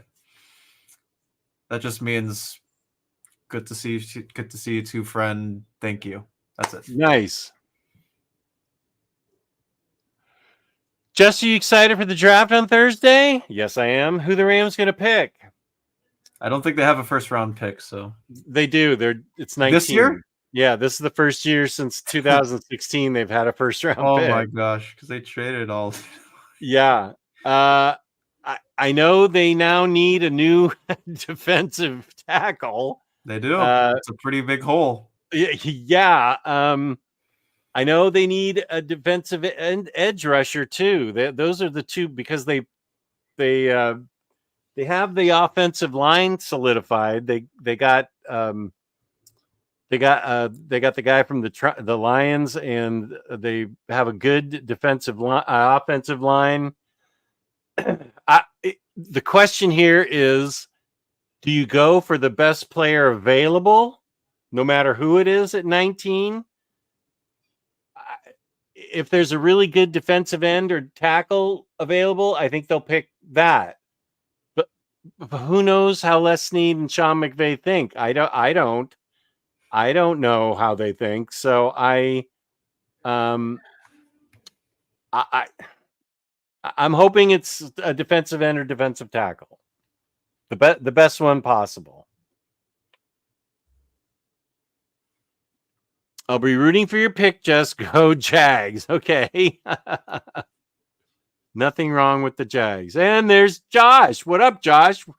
We're at the end of the stream, unfortunately. It's good to see you. But what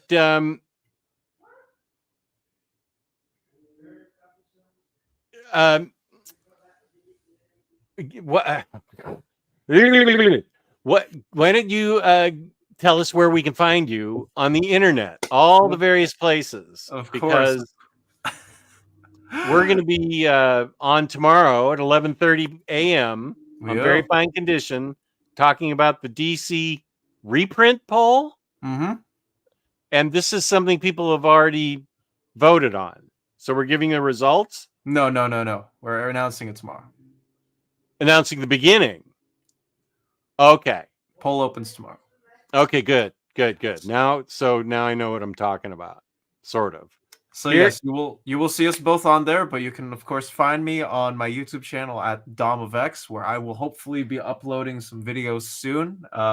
Semester is about to end, so that means I should be cracking out more content in theory. You can also find me at comicreleases.com, where I do a good bit of the hard labor along with Webhead. So we work super well as a tag team. He gives me the backbone. I'm the one who paints everything else over it. But yes, we've got solicitations, all the live updates to your collected editions up to the date. And on top of that, you subscribe to our Patreon for just $2. You get your own watch list as well.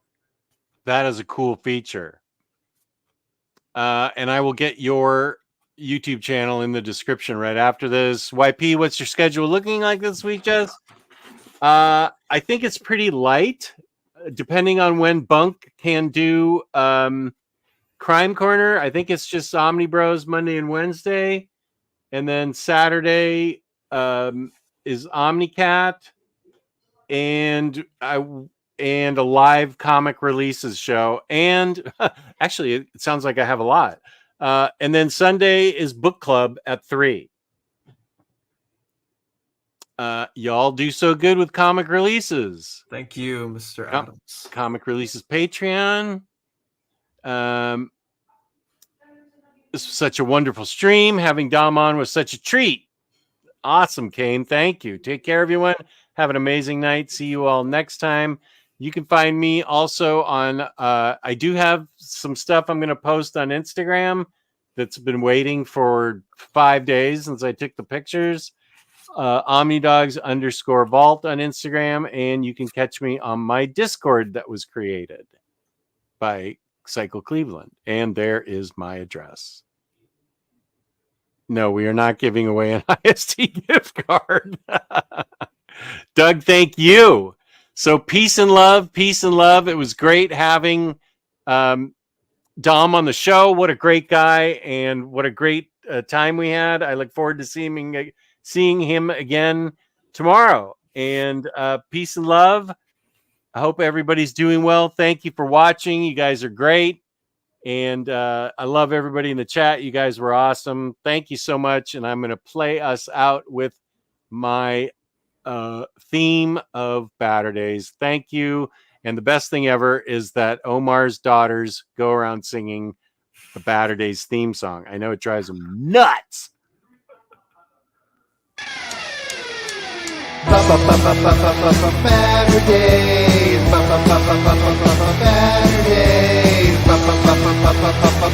Baturdays. Omnidog in the Minister of Comics. Talk forever, get right your ergonomics. Taking questions from the chat. With a name like that, you think they talk more about the past. Baturdays, Baturdays.